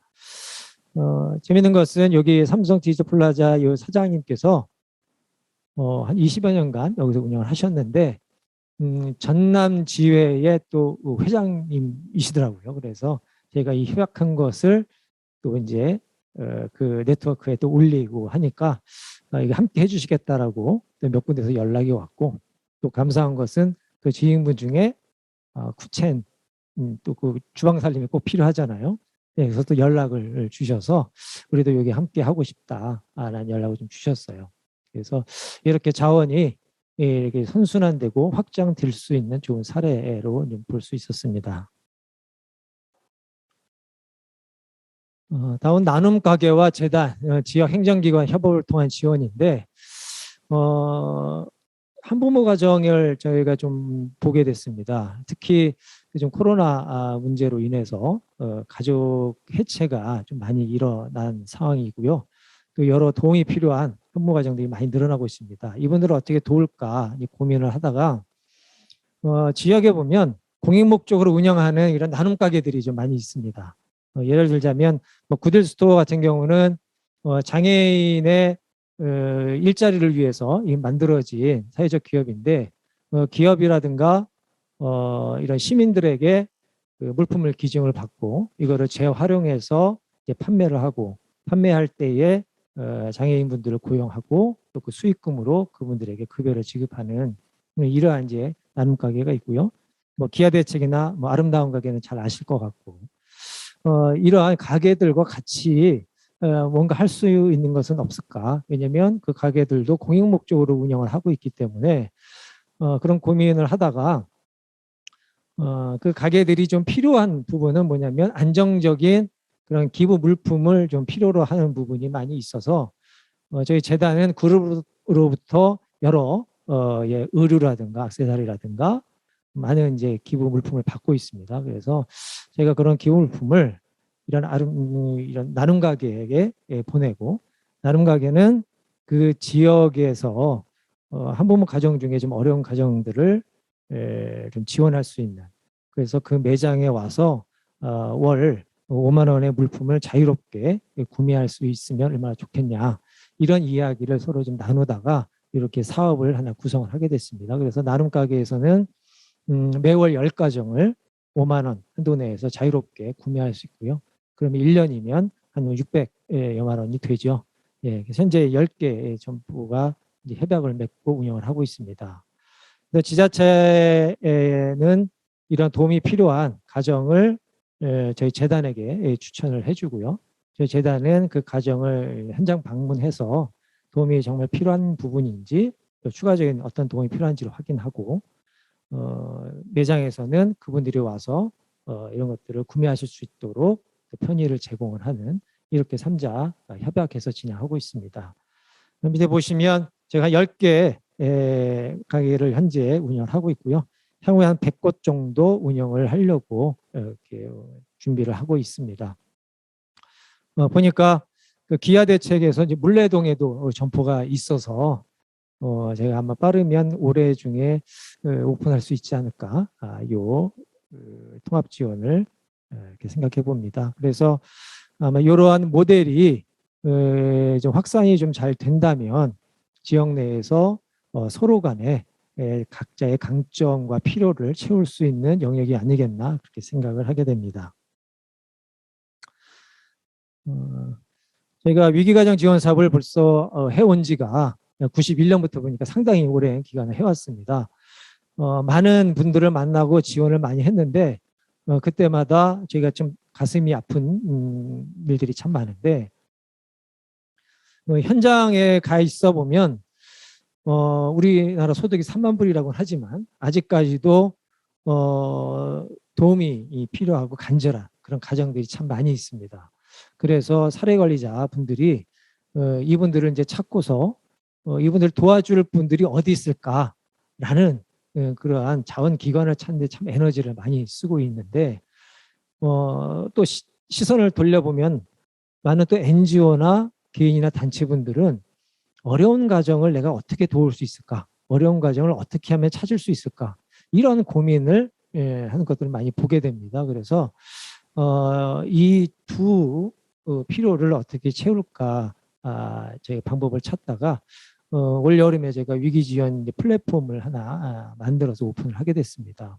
그래서 여기에는 도움이 필요하신 분들이 그러한 기관을 통해서 본인의 그 필요한 영역을 올리면 돕고자 하는 기관들도 들어오셔서 요 분은 우리 기관이 도울 수 있겠다. 우리 기관이 함께 할 수 있겠다라고 그 안에서 이제 상호작용이 일어나서 도울 수 있는 그런 시스템을 현재 개발해서 운영 중에 있습니다.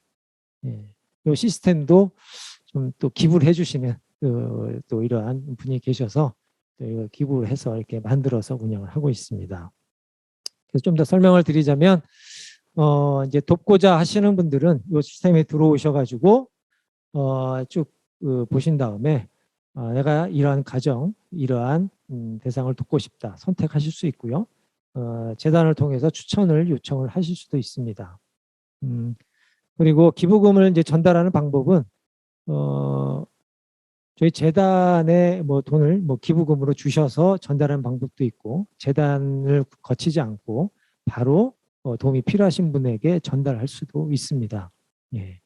그리고 기부하신 그 기부금을 조금 부족하다 하면 저희 재단과 같이 도울 수 있는 부분도 있고요. 그래서 저희가 이런 플랫폼을 운영하는 이 목적은 어떻게 하면 또 많은 분들이 효율적이고 효과적으로 좀 도움을 받을 수 있고 도울 수 있는 시스템이 과연 뭘까라는 이제 부분이기 때문에 요 운영에 대해서는 운영비는 뭐 재단이 다 부담을 하고 그 안에서 이루어지는 모든 것들은 하나 비용이나 이런 거 없이 상호작용이 일어날 수 있도록 이렇게 찾고 있습니다. 저희 이랜드 재단은 그 소외된 이웃에게 어떻게 하면 많은 그 도움을 주고 그분들이 다시 자활과 자립할 수 있을까라는 부분에 초점을 가지고 일을 하고 있고요. 그러다 보니까 재단만이 해서는 그분들을 제대로 도울 수 없겠다 해서 여러 가지 네트워크의 방법들을 좀 고민을 하고 있습니다. 그렇게 하다 보니까 가장 중요한 부분은 우리가 얻고자 하는 것이 과연 무엇인가라는 그 목적하고 구체적인 목표를 세팅하는 것이 가장 중요한 부분을 저희가 보았고요. 그 다음에 이 네트워크를 위해서는 내가 할 수 있는 것과 할 수 없는 것을 정확하게 알고 그리고 함께 각각의 또 목표와 목적들이 또 있거든요. 각 기관마다 각각이 그거를 달성할 수 있는 그런 공통 공약수가 과연 무엇일까라는 것 고민을 하고 그것을 채우는 전략을 짜는 것이 가장 중요한 부분이 아닌가 이렇게 저희가 보고 있습니다. 예. 사례를 이만 마치도록 하겠습니다. 감사합니다.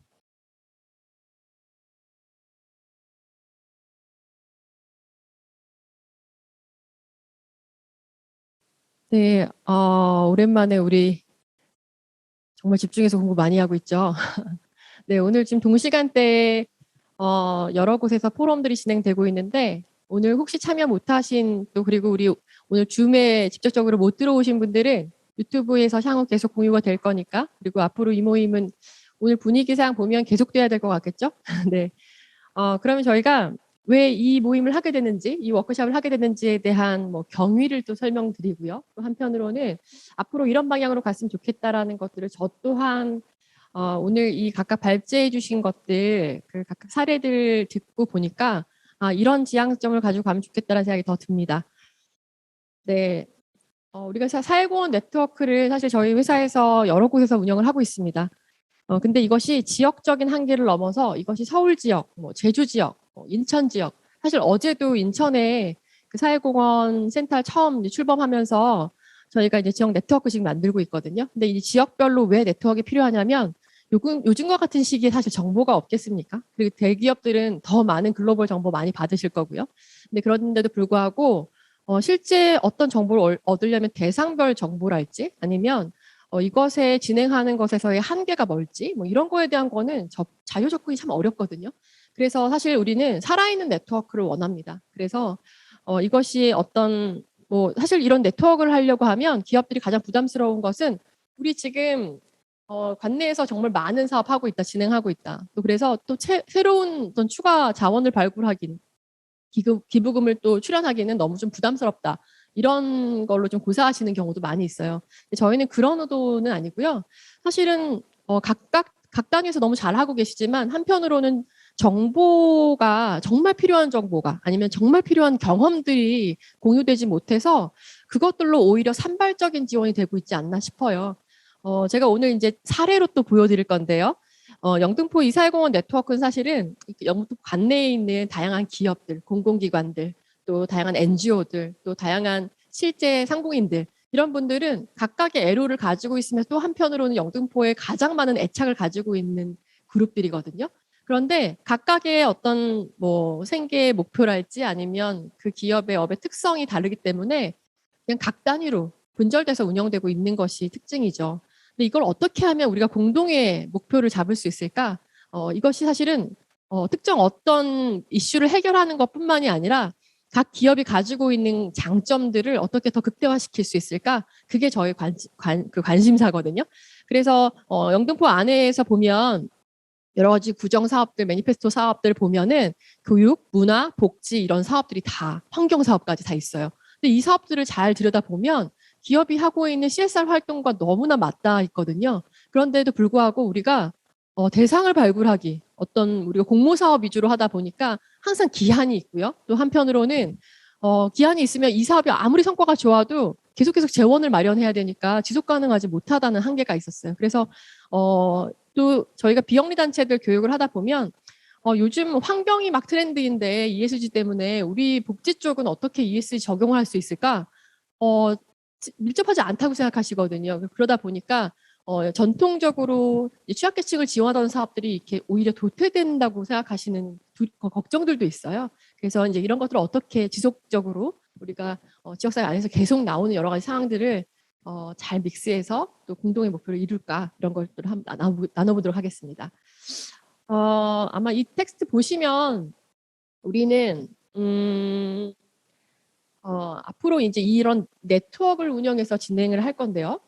근데 여기 보시면 제가 처음에 이걸 시작하게 된 게 우리 상반기 한 2월 달쯤이었을까요? 영등포 쪽에서 영등포 관내에 있는 모든 기관들에게 CSR에 관한 기본적인 학습을 좀 하고 싶다 이런 의견을 주셨어요. 그래서 한 4명의 강사들이 CSR에 대한 기초 교육들을 저희가 동영상을 제작해서 같이 공급을 해드렸습니다. 이걸 통해서 다양한 공공기관에서도 이것을 보았다라고 이제 연락 주시기도 하고요. 그럼 이 다음 단계는 뭘 하면 되겠냐, 또 다른 정보들은 어떻게 하면 좋겠냐 이런 얘기를 하셨고요. 한편으로는 실제로 이제 우리 구청으로 연락을 주신 기업들이 있었는데 오늘 발표하셨던 코레일 유통에서는 우리가 최근에 ESG 경영 선포했는데 영등포구랑 협력해서 하고 싶은 사업들, 구체적인 사업들이 좀 필요하다 이런 의견 주셨고요. 또 롯데푸드에서는 우리도 이제 기업 문화팀에서 또 협력 사업들 하고 싶다. 그러니까 좀 정보를 좀 달라. 이런 또 전화를 받았습니다. 서비스 에이스에서도 우리가 이제 소상공인 응원 프로젝트 뭐 컬러링 관련된 것도 하고 있는데 이런 것들도 더 필요한 대상이 있을까라고 계속 꾸준히 연락을 주셨고요.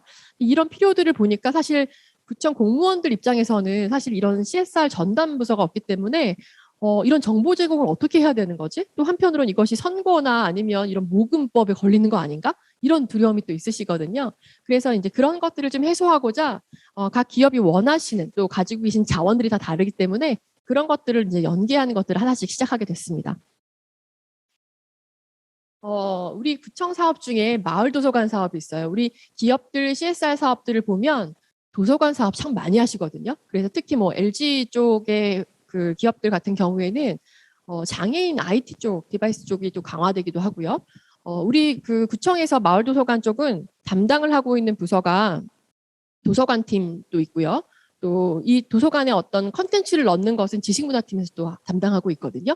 그런데 각 동마다 마을 도서관을 만들어야 되는데 사실 재원은 기본적으로 있긴 하지만 그 안에 특히 영등포 지역에는 뭐 인원이 많고 적고의 문제가 아니라 장애인 아동을 둔 또 장애인 가족을 둔 사람들도 참 많기 때문에 그런 분들은 이 도서관에 있어서 일반인보다는 많이 이용하지 못하긴 하지만 조금 더 장애인 접근성이 높은 그 재원들이 필요한 거죠. 근데 이것을 구청의 예산으로는 그런 전문 기기를 설치하거나 또 이런 아이템을 만들기가 힘들기 때문에 저희가 이런 것들은 기업에서 도서관 사업을 하고 있는 쪽 아니면 장애인을 위한 특화된 디바이스를 갖고 있는 쪽 이런 쪽은 연계를 하면 정말 풍성한 자원이 되겠더라고요. 그래서 처음 사업 취지는 그 생활 밀착형 도서관을 조성을 하고 싶은데 어떤 지식문화 습득 차원에서 공간 조성만 지금은 하고 있다.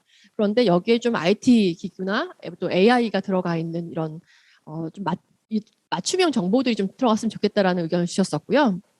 여기에서 전자도서관이나 오디오북, 키오스크 이런 것들에 대한 주민 요구는 많은데 이런 거에 대한 전문 자문이 좀 붙었으면 좋겠다. 이런 의견들이 있었습니다. 부서에서 저희가 수요조사를 받았거든요. 그런데 이제 저희 지금 오늘 들어와 계신 그 롯데홈쇼핑 같은 경우에는 작은 도서관 사업을 하고 계시더라고요. 그래서 특히 이제 공간 조성, 리모델링 쪽도 많이 하시고 계신데 특히 도서 기자재 확충해 주시고 또 이런 지어도 센터에 지원을 하셨는데 2022년까지 100호점까지 만드신다고 하니까 특히 우리 지금 영등포 구에 있는 각 동에서 만들려고 하는 도서관과 특정 어떤 것들은 샘플로 좀 장애인 특화랄지 아니면 특히 환경적 컨텐츠로도 도서관을 만들 수 있거든요. 그래서 사실은 이게 막 물품 지원이 주가 아니고요. 마을의 커뮤니티가 도서관이잖아요. 그러니까 그런 사업과 기업의 CSR 도서관 사업이 좀 연결되면 어떻게 좋지 않을까라는 아이디어였습니다. 사실 롯데홈쇼핑 이외에도 스탠다드 차타드 같은 경우에는 글로벌에서부터 착한 도서관 프로젝트라고 해서 박물관이나 도서관 또 이런 곳에 임직원들이 이제 음성 녹음을 해서 이런 지원을 하고 계시거든요. 그래서 영화 화면의 그 음성 해설이랄지 또 미술 작품이랄지 뭐 사실 오늘 참여하고 계신 그 한국 그 캠코 있죠. 자산관리공사 저희가 되게 오래 됐는데 한 10년 전에 그 프로보노 관련된 일본 책을 번역할 일이 있었어요. 근데 그때 자산관리공사 안에 임직원들 중에 일본어를 많이 잘 하고 계신 분들이 꽤 많이 있더라고요. 그래서 저희가 이제 관계가 좀 있다 보니까 그런 걸 이제 흔쾌히 요청 주셨어요. 그래서 저희는 사실 이 사회공헌 네트워크에서 중요하게 생각하는 것이 기부금과 물품은 뭐 기존에 많이 하고 계시지만 그 기업 안에 있는 임직원들의 강점? 그것들이 더 관심이 많이 가거든요. 그래서 그때 정말 전문 번역을 넘기기 전에 임직원들이 일어 번역을 다 해주셔가지고 파트별로 쪽 번역을 해서 전체 한번 저희가 번역을 한 적이 있었습니다. 그래서 그런 사례들도 좋은 또 기업들의 임직원 그 자원들을 활용한 또 활동이니까요. 그래서 임직원 참여형으로 목소리 재능 기부를 만드는 것도 좋은 방법일 수 있을 것 같고요. 왜냐하면 다문화 아이들 같은 경우에는 그 엄마랑 가족들이 언어가 좀 다르기 때문에 언어 습득력이 좀 떨어지더라고요. 그래서 그런 경우에는 이렇게 임직원들이 참여해서 동화책을 읽어주는 것들을 각다가 집집마다 좀 전달을 해주게 되면 또 풍성한 자원이 될 수 있으니까요. 네, 신세계 같은 경우에도 이런 별마당 도서관 이것이 이런 것도 있고요. 또 지금 아까 말씀드렸던 LG 같은 경우에 상담 도서관 이런 데서 또 U+ 계열에서도 이렇게 어떤 휴대폰을 통해서 또 시각 장애인들에게 이런 도서관 서비스 접속할 수 있게 해주는 유비쿼터스 도서관 이런 사례들도 있거든요. 그리고 저희가 며칠 전에 그 시각장애인 또 장애인 중앙 도서관을 또 방문하고 왔는데요. 거기 안에도 U+에서 운영하는 희망 도서관이라고 해서 시각장애인들 학습 돕기 위해서 또 귀로 듣는 책이라든지 아니면 이렇게 좀 더 활자들이 좀 크게 보이는 그런 형태의 것들, 또 AI 스피커가 읽어주는 형태, 이렇게 다양하게 도서관 사업이 있어요. 그래서 행정 쪽에서 만드는, 우리 관내에서 만드는 어떤 하드웨어 중심의 도서관이라면 이것이 기업이 소프트웨어를 제공하는 형태의 것은 좋은 사회공헌 모델이라고 볼 수 있겠습니다. 영등포구 시설관리공단에서도 오늘 또 참석해 주셨는데요. 이쪽에서 저희가 수요조사를 사전에 받다 보니까 주로 운영하고 계시는 주차장, 또 공공 이 시설들에서 이제 노외의 주차장들도 있기도 하고 스포츠 시설을 운영을 많이 하시는데 여기에 좀 공공 안전에 관련된 이게 디자인이 좀 필요하다. 그런데 우리는 사실 입찰하고 발주를 줄 수는 있지만 특별히 이 비상 대피로도 딱 법적 규정 안에서 할 수 있는 그것만 제공을 하는데 여기에 좀 디자인 쪽으로 좀 잘하고 있는 기업들이 있거나 아니면 공공 디자인 쪽으로 저희가 자문받을 수 있는 그런 풀이 좀 필요하다라는 의견을 주셨어요. 근데 제가 사례를 좀 찾아보니까 이런 공공 디자인 쪽 또 디자인 협력 자원을 발굴하려고 하면 좀 할 수 있는 일이 많겠더라고요. 그래서 마침 또 우리 관내에 그 이음센터 그 장애인 관련된 특화된 장애인 개발원도 있잖아요. 그런데 거기 안에서 유니버셜 디자인 관련된 파트 센터가 있어요. 그래서 거기 안에서는 이런 아이디어 공모전을 또 하더라고요. 그리고 저희가 또 연결되어 있는 그 사디라고 하는데 삼성 디자인 교육원이 있어요. 그래서 삼성에서 만든 디자인 인력들 양성하는 3학기로 구성되어 있는 대학원이 있거든요. 학부하고 대학원 그 사이 개념인가 보다.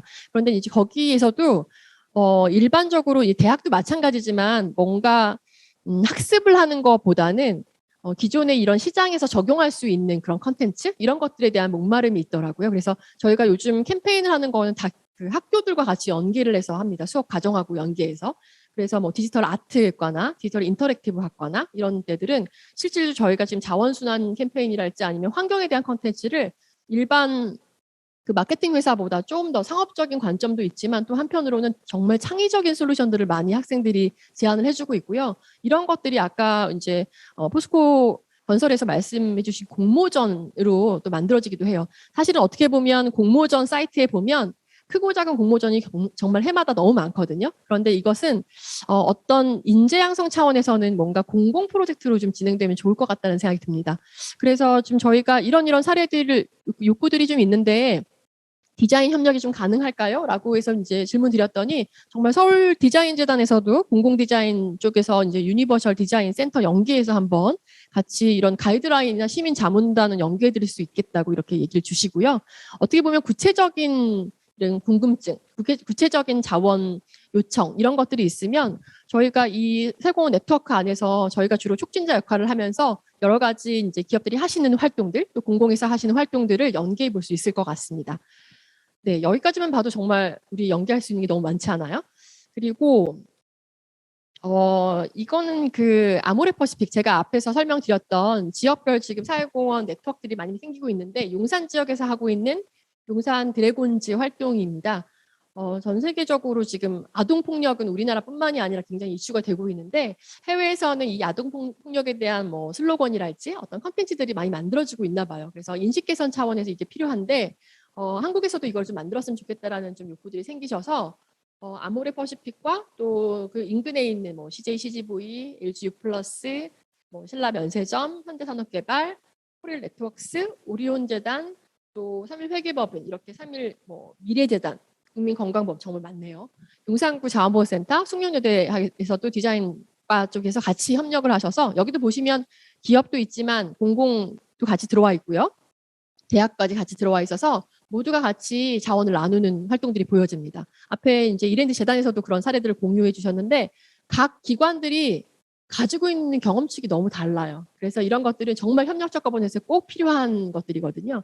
그래서 이제 아동 학대에 관련된 것들을 어떻게 하면 모두가 이제 참여해서 디자인 팀을 같이 구성해가지고 특정 어떤 여기에 뭐 기업들이 뭐 어떤 재원을 많이 출연하는 이슈가 아니라 가지고 있는 인프라 안에서 이제 지원하는 상황이죠. 그리고 이걸 어떻게 홍보할까 하냐면 실제로 이제 이런 아동 권리 보장 관련된 기관들이 아동 권리 보장원에서 또 같이 홍보나 솔루션 또 다른 것들이 다음 스텝으로 넘어갈 수 있도록 이런 활동들을 하고 있죠. 이런 아이디어들이 계속 공유됐으면 좋겠습니다. 우리가 도서관 지원 사업을 한다고 해서 계속 도서관만 각각 회사들의 이름을 붙여서 만드는 게 좋을까요? 아니면 그 지역에 여러 기업들이 도서관에 관심 있는 기업들이 모여가지고 그 안에 여러 인프라들을 같이 만들어내는 게 좋을까요? 아마 우리가 처음에는 이렇게 민간 협력이 좀 어려운 이유는 실제 다자 간의 협력, 제가 최근에도 어떤 캠페인 협약을 진행을 하면서 느꼈던 건데 야, 누가 제일 먼저 앞자리에 설 거야? 아니면 로고를 누구 걸 제일 먼저 박을 거야? 사실 이것부터 사실 협력 사업에서 가장 힘들거든요. 그런데도 불구하고 실제 그 단계를 좀 넘어가면 우리가 이제 협력에 조금 더 심화 과정에 들어가게 되면 각각의 자원을 볼 수 있는 그래서 무엇이 자원인가를 알 수 있는 또 공동체적으로 어떤 관점으로 할 수 있는지에 대한 것들이 조금 더 학습이 될 거라고 생각됩니다. 지금 자원순환 캠페인들은 굉장히 다양하게 진행이 되고 있는데 앞에 이제 코레일 유통에서도 사실 저희가 같이 기획한 사업들을 필요한 거점이 참 발굴이 어려웠거든요. 왜냐하면 이 우유팩을 제가 우유팩 그 자원순환 캠페인 같은 경우에는 한살림을 통해서 많은 아이디어를 얻었습니다. 그리고 한살림에서도 자체적으로 매장이 조합원들이 운영하신 거기 때문에 조합원 대상으로 이제 리워드가 가야 되는데 일반 시민들이 참여할 수 있는 거점들이 참 부족했었거든요. 그리고 뭐 우유 회사랄지 아니면 또 이런 카페 거점이랄지 이런 것들이 공공 자원들이 들어와야 되는데 그것을 뭐 모으는 것까지는 하는데 이거 다음에 수거하고 세척하고 배출하는 공정에서 들어가는 이런 불편함 이런 것들은 임직원들에게 이거를 같이 참여하게 하기 참 어려운 거예요. 근데 한편으로는 또 자원봉사 어떤 콘텐츠 발굴에서는 이런 세부 활동들이 되게 필요하기도 한데 각 부서마다 필요한 사업들이 다 다른 거예요. 그래서 어떤 부서는 자원봉사 컨텐츠를 발굴해야 되고 어떤 곳에서는 ESG 관련된 컨텐츠를 만들어야 되고 각각 파편적으로 과업을 수행해야 되는 것이 아직 기업 안에서는 어려웠었거든요. 그런데 저희가 서울시에서 이런 이슈가 있었습니다. 지금 한 5개 지역의 시범 사업으로 내년 중반기까지 진행이 될 건데요. 각 동네마다 한 인구 200만마다 한 명씩 한 곳씩 그 자원 순환 처리 시설들을 만들어야 되거든요. 그래서 재활용 처리 센터들을 만들어야 되는데 그동안 전통적으로 운영되고 있는 공간들은 한편으로 그냥 수거 체계, 분리 배출장 형태였다면 이제는 좀 거기에 교육과 체험 또 이런 것들이 들어가 있는 컨텐츠들을 만들려고 공간 조성을 하려고 하는 것이 서울시 계획이거든요. 그런데 지금 보이는 5개 지역이 지금 현재 시범으로 공간을 조성하고 있고요. 아마 내년도에는 이것들이 그 공간 안에 어떤 컨텐츠를 넣는 것으로 시작이 될 겁니다. 한데 우리 영등포는 저는 미리 컨텐츠부터 준비를 했으면 좋겠다는 생각이 들어서 지금 코레일 유통도 들어와 있지만 지역에 있는 우리 관내에 작은 카페들 저희가 조사해 보니까 한 180여 개가 되더라고요. 그래서 하나하나 그 자원순환 캠페인에 동참할 수 있고 또 그래서 제가 어제 전화드리면서 그 영등포 그 소상공인 협회 있죠. 그쪽에서도 같이 연대해서 같이 이제 아이디어를 모아주시겠다고 또 의견을 주셨었습니다. 네. 여기 보면 이 자원순환 체계도를 보면 여러분들이 뭐 생산, 유통, 소비, 배출 단계에서 정말 많은 공정들이 들어가 있어서 생산할 때부터 너무 많이 대량 생산하는 거 하지 말아야 되고 또 유통 단계에서 지금 다회용 포장 지금 되고 있는 것들 그다음에 어떻게 하면 포장재 최소화할까 뭐 이런 것들부터 해서 자원순환에서 정말 생각해야 될 거리들이 굉장히 많이 있습니다. 그런데 우리가 지금 현재는 배출 단계에서 어떻게 하면 좀 더 깨끗한 자원으로 만들 수 있을까라는 걸 고민을 같이 하고 있고요. 여기 안에서 아까 말했던 서울시에서 이런 분리배출 거점을 만들려고 하는데 그 공간은 어떻게 보면 제가 어제도 영등포 관내에 있는 쓰다전방이라는 곳을 다녀왔는데 정말 그것들 때문에 분리배출이 잘 되고 있고 거기에서 활동하시는 분들도 정말 자원순환 활동에 정말 활동가로서 잘하고 계신데 또 지역에 거주하시는 분들은 집 앞에 이런 분리배출장이 있는 걸 불편해하시는 거예요. 그래서 이런 공간이 님비 시설이 아닌 좀 더 지역 주민들에게 복합 공간으로서 역할을 할 수 있는 것이 우리의 과제인 것 같아요. 그래서 교육과 체험 또 프로그램 이런 공간들은 각 기업의 거점에도 같이 만들어지면 좋을 것 같고요. 또 골목골목마다 지금 빌라나 이런 쪽에서는 이런 걸 처리하고 하는데 굉장히 어려움이 많기 때문에 지금 참여하시는 기업들 중에서 환경이나 자원순환에 관심이 있으시다면 이런 공간을 영등포구 안에서 우리가 조성을 지금 할 계획들이 있으니까 이런 것들의 아이디어를 좀 모아주시는 것도 좋을 것 같습니다. 그리고 지금 이 자원순환의 가장 핵심은 이 선별과 가공 전 단계인 것 같아요. 그래서 여기에 기업 임직원들이나 또 지금 우리 보면 우유팩이나 플라스틱 같은 거 모아오면 동사무소에서 종량제 봉투나 또 두루마리 휴지를 나눠주긴 하는데 그 재질이 이렇게 좋진 않아서 많이 참여를 하시다가 중단하시는 경우도 많다고 하더라고요. 그래서 저희가 지금은 좀 더 좋은 퀄리티의 휴지들을 공급하면서 리워드 프로그램을 어떻게 하면 좋을지 그런 것들 고민하고 있거든요. 그리고 이렇게 각 스팟마다 하게 되면 물류비 이슈가 생겨요. 그래서 어떻게 하면 최소한의 그 물류 수단들을 같이 모아서 거점화하고 기존에 있는 행정 시스템에 같이 접목시킬 수 있을까? 이것들은 사실 저희가 다 기획할 수는 없고요.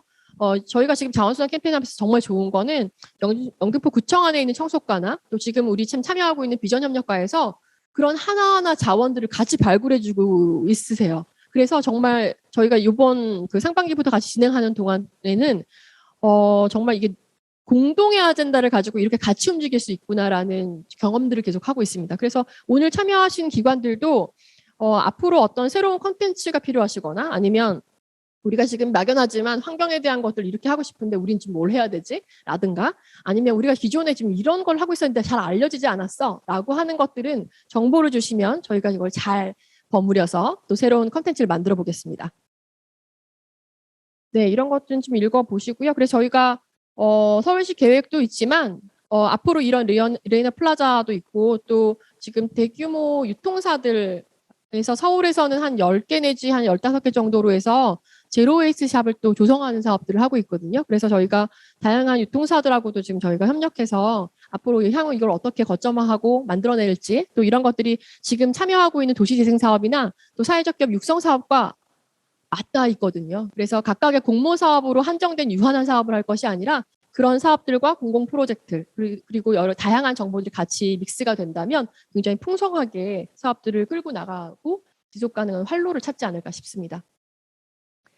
네, 저희가 이제 제가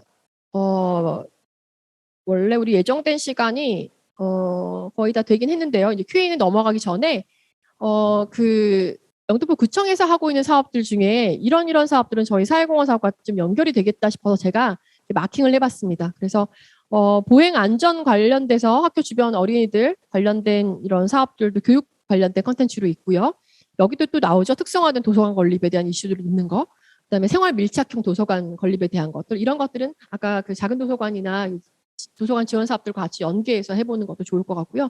저는 이제 공간 인프라를 만드는 것보다 그 안에 임직원들이 와서 정기적으로 이제 코로나가 끝나면 책 읽어주는 시스템 이런 것도 만들어주면 되게 스킨십이 생기면서 좋거든요. 그리고 제가 또 관내에 또 다른 자원들을 보니까 사실 오늘 이렇게 영상 송출해주는 기관들도 우리 영등포 관내에 있는 스타트업이에요. 그래서 이런 컨텐츠들은 비대면으로 항상 좋은 컨텐츠들을 만들어서 생성할 수 있으니까 이런 것들은 또 도서관 사업하고도 연결해 볼 수도 있고요.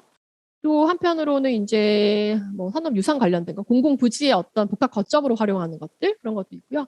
경제도시 관련해서는 오늘 소상공인 참여해 주셨는데 아까 말씀하신 것처럼 프랜차이즈 같은 경우에는 키오스크나 뭐 배달의 앱 같은 걸 다 이렇게 다 만들어 주시잖아요. 그런데 지금은 혼자 정말 이 어려운 시기를 그 유지해서 끌고 나가시는 분들은 정말 이런 새로운 디바이스에 대해서 정말 어려움이 많으시거든요. 그래서 어떻게 하면 스마트 기기를 를 통해서 배달을 좀 더 활성화시킬 수 있을까? 뭐 이런 것들은 그 혼자 소상공인만이 고민할 문제는 아닌 것 같아요. 그래서 지금 다양한 우리 관내에 아까 이런 서비스 에이스처럼 좋은 기관들이 많이 있기 때문에 그리고 IT 관련된 기업들도 많이 있기 때문에 거기에 소상공인들 활성화로 다 이렇게 집중해서 같이 좀 이런 아이디어를 모으는 그런 모임이 있었으면 참 좋겠어요. 그래서 저희가 그런 것도 한번 만들어 보려고 하고 있습니다. 또 안심도시 관련해서는 저희 CCTV 관련된 것도 있고요. 또 저희가 롯데홈쇼핑하고 저희가 어제 전화 통화하다 보니까 숲 조성 관련된 것들 계속 관심 많이 가지고 계시더라고요. 미세먼지나 기후 변화 때문에. 그래서 영등포 같은 경우에도 이런 안양천 조성 사업들을 하고 계시거든요. 근데 거기에도 그냥 단순하게 어떤 식물을 식재하는 것만의 어떤 재원 조성뿐만이 아니라 이런 기업들이 특화돼서 하고 있는 숲 조성 사업을 같이 연계한다면 이것만큼 좋은 시너지가 없을 것 같아요. 그래서 이런 것도 있고요. 그다음에 요즘 CCTV 그 안전 관련해서 저희가 이런 공공적으로 다 CCTV를 설치하는데 거기에 추가적으로 어떤 표식 같은 것도 필요하거든요. 이런 것들도 할 수 있는 사회공헌 사업이라고 생각합니다. 제가 처음 사회공헌 업무를 하면서 와 김장 담그고 뭐 이렇게 연탄 나누는 거 말고 좀 더 새롭게 정말 좋은 의미의 컨텐츠들 많이 만들면 기업들이 정말 흥이 나서 할 텐데 이런 생각으로 지금까지 계속 새로운 프로그램 만들고 있었는데요. 여기서 보니까 구청에서 기본적으로 하고 있는 사업들 중에 엮을 게 너무 많은 거예요. 그래서 저도 이거 보면서 좀 재밌었고요. 또 한편으로는 이 지역마다 육아 고민 해결하기 위해서 만드는 번역별 그 맘 튼튼 센터라는 것도 있더라고요. 그래서 이런 것들도 또 특히 이제 아동과 청소년 또 이렇게 돌봄 관련돼서 여기 참여하고 싶은 기업들 같은 경우에는 좋을 것 같습니다. 네. 또 저희가 이런 사회공헌 사업이나 이런 자원수연 사업을 하다 보니까 일자리가 소소하게 딱 맞춤형으로 들어가서 할 수 있는 사업들도 많이 있어서 경단녀 엄마들이나 아니면 노인 일자리 사업, 자활 일자리 사업으로도 좀 이렇게 만들어낼 컨텐츠가 많이 있을 것 같아요. 사실 정말 일손은 필요한데 이걸 조직화하거나 어디 거점에서 딱 꽂아줄 수 있는 그 단위가 없거든요. 그래서 그것이 구청에서 이번에 지는 사회공헌 이런 네트워크를 통해서 육성하면 좋을 컨텐츠들일 것 같아요. 네. 자, 이렇게 하면 우리가 앞으로 어떻게 좀 참여해서 그동안의 자원을 나눌 수 있을까 이제 볼 수 있을 것 같고요. 이거는 다 설명을 못 드릴 것 같아요. 그래서 지금 이제 또 그 Q&A 좀 해야 되지 않을까요? 시간이? 그죠? 그래서 이 다음의 컨텐츠는 다음 또 우리 네트워크 행사에서 계속적으로 할 거니까 그때 또 공유를 드리겠습니다. 저희가 서울시 사회공헌 사례도 있는데요. 이걸 통해서 저희가 자원순환 프로젝트에 들어갔기 때문에 그런 사례 공유를 해드리려고 했는데 정말 해드릴 얘기가 너무 많은데 말이죠. 네, 그럼 지금 여기서부터는 지금 오늘 참여하신 기관들 정말 1시간 반 이상 집중해 주시면서 이거 이렇게 줌으로 참여해 주시는 것도 참 힘든 일인데 네, 집중해 주셔서 감사하고요. 지금부터는 우리 이런 것 좀 참여해 보고 싶다라든가 야, 오늘 이 행사 처음 들어오긴 했는데 기대 이상으로 괜찮다라든가 아니면 이런 것도 좀 부족한 것 같아서 좀 더 했으면 좋겠다 이런 의견 다 좋으니까요. 채팅창에 남기셔도 되고요. 지금 저희가 영상이 지금 잘 되고 있으니까 줌으로 여러분 줌 회의 요즘 많이 참여하시잖아요. 그래서 저희가 이제 오픈해서 발표도 하실 수 있고 이게 대화하실 수 있게 열어드릴 수 있거든요. 그래서 의견 주시거나 이렇게 손 들어주시면 저희가 이제 Q&A 좀 원활하게 해보겠습니다.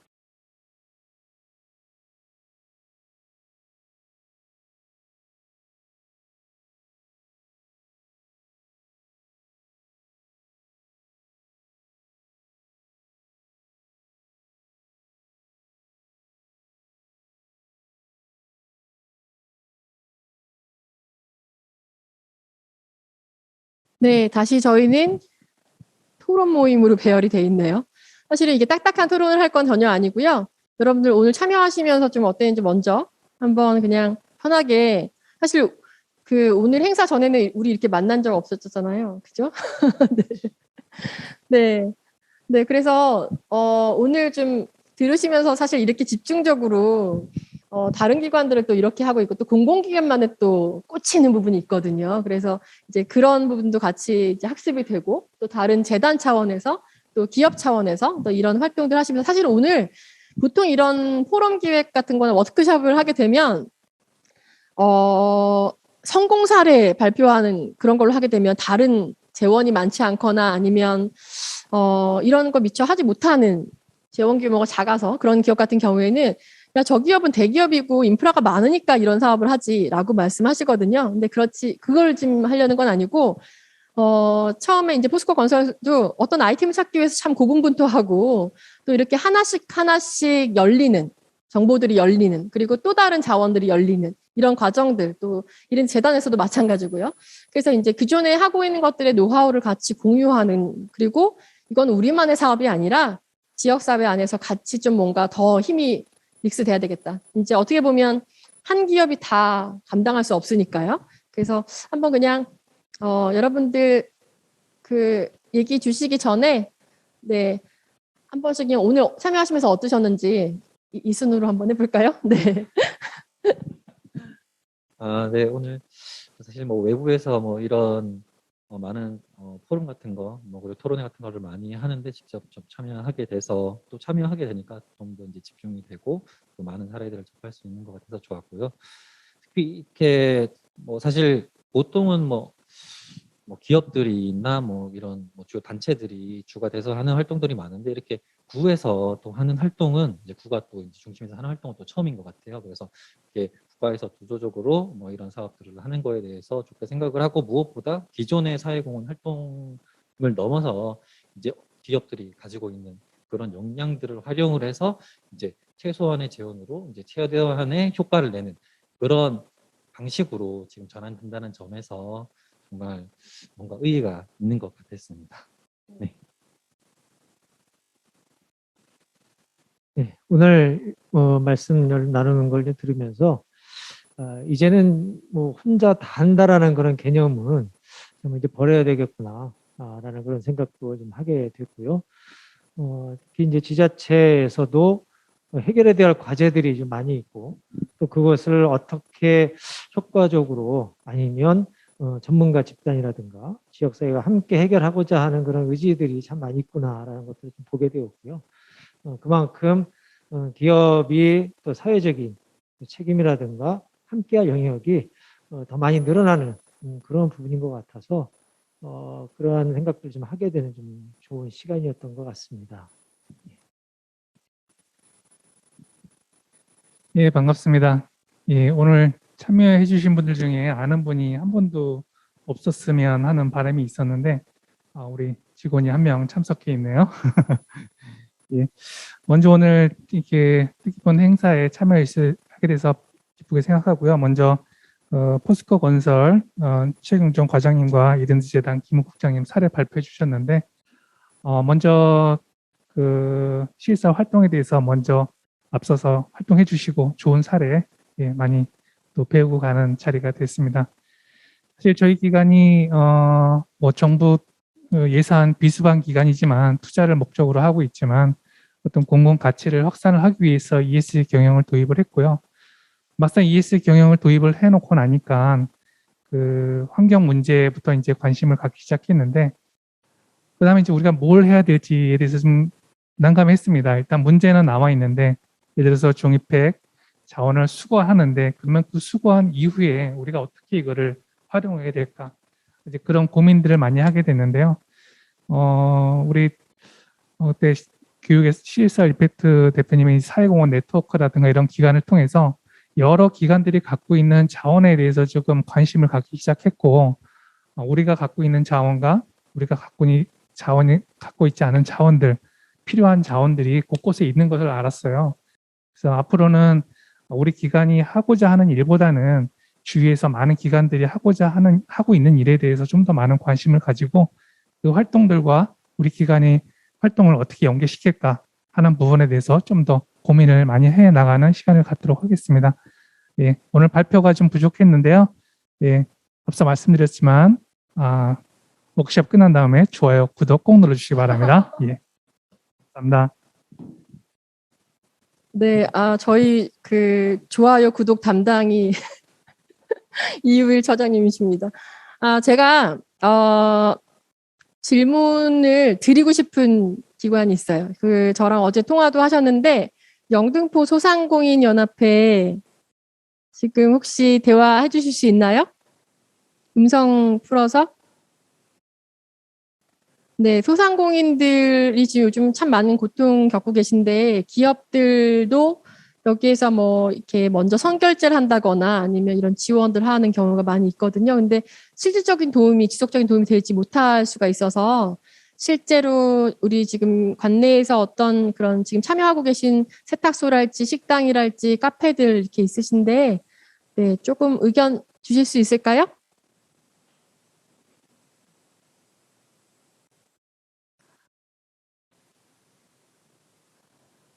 혹시 좀 지금 이게 안 들리시나? 영등포 소상공인 연합회 쪽에서 말해 주실 수 있으세요? 네, 잘 안 되는 것 같습니다. 네. 혹시 지금 대화 채팅창에는 글을 잘 안 남겨주시는데 저희 지금 다른 쪽에서 그 CSR 임팩트 정영일 이사님 오늘 외부에서 지금 참여해 주시고 계신데 사실 지금 저희 지금 관내에서 특히 이제 노숙인 또 이슈나 또 취약계층 지원 또 그리고 요새부원 이런 쪽으로 계속 그 자원 찾아주시고 기존에 전통적으로 하시고 계신 이런 사업들도 연계 많이 해주셨는데 네 이사님 혹시 여기 말씀하실 수 있나요? 오늘 참여하시고 어땠는지 하고 조금 이제 앞으로 어떻게 방향으로 갔으면 좋겠다라는 의견 좀 주세요. 이런 서로 간에 활동하는 것들을 많이 공유하는 시간, 기회가 많이 되면 좋을 것 같고요. 그러면 좋은 아이디어가 서로 간에 많이 나올 것 같고, 또 앞으로는 이건 ESG 얘기 많이 하는데, ESG에 대한 정확한 개념, 그 다음에 정말 ESG나 또는 CSR 관련돼서 좋은 BP 사례들, 이런 것들을 좀 심층적으로 공유하면은 그러한 정보나 또 그러한 어떤 베스트 프랙티스 통해서 얻어지는 지식과 인사이트를 각 기업들이나 또는 공공기관에서도 이해를 통해서 서로 간에 협업할 수 있는 그러한 접점을 찾을 수 있지 않을까라는 생각이 들고요. 앞으로 우리 CSR 임팩트에서 조금 심층적이고 좀 밀도 있는 그렇지만 효율적인 이런 기회를 좀 더 많이 만들었으면 좋겠다라는 생각을 갖습니다. 네, 이상입니다. 네, 지금 저희가 사실 이번 주부터 해서 10월 초까지 이런 사회공헌 민간협력 사례들 관련된 포럼들을 여러 개를 진행하고 있는데요. 각 기관마다, 각 지역마다 어느 지역은 기업이 주도가 돼서 또 어느 지역은 사실은 이런 공공 쪽에서 이렇게 사실 지자체에서 나서기가 참 쉽지가 않아요. 그래서 이제 저희는 영등포에 이런 좀 특화된 것으로 네트워크를 좀 만들어 보고 싶어서 이제 이것이 어떤 우선순위에 있다기보다는 각각 강점이 있는 것 같아요. 왜냐하면 비영리 기관 같은 경우에는 특정 대상 목적이 있으니까 복지나 환경이나 이런 분야별로 이제 하셔야 되는 또 운영비와 인건비가 항상 부담이 되시기 때문에 어떤 신규 사업을 할 때 부담을 많이 가지시거든요. 그러니까 그런데 공공 쪽에서는 기존의 이제 사업 자체가 지역사회 관련된 사업을 하시기 때문에 조금 더 안정적인 구조에서 서포트를 할 수 있는 강점이 있다고 봅니다.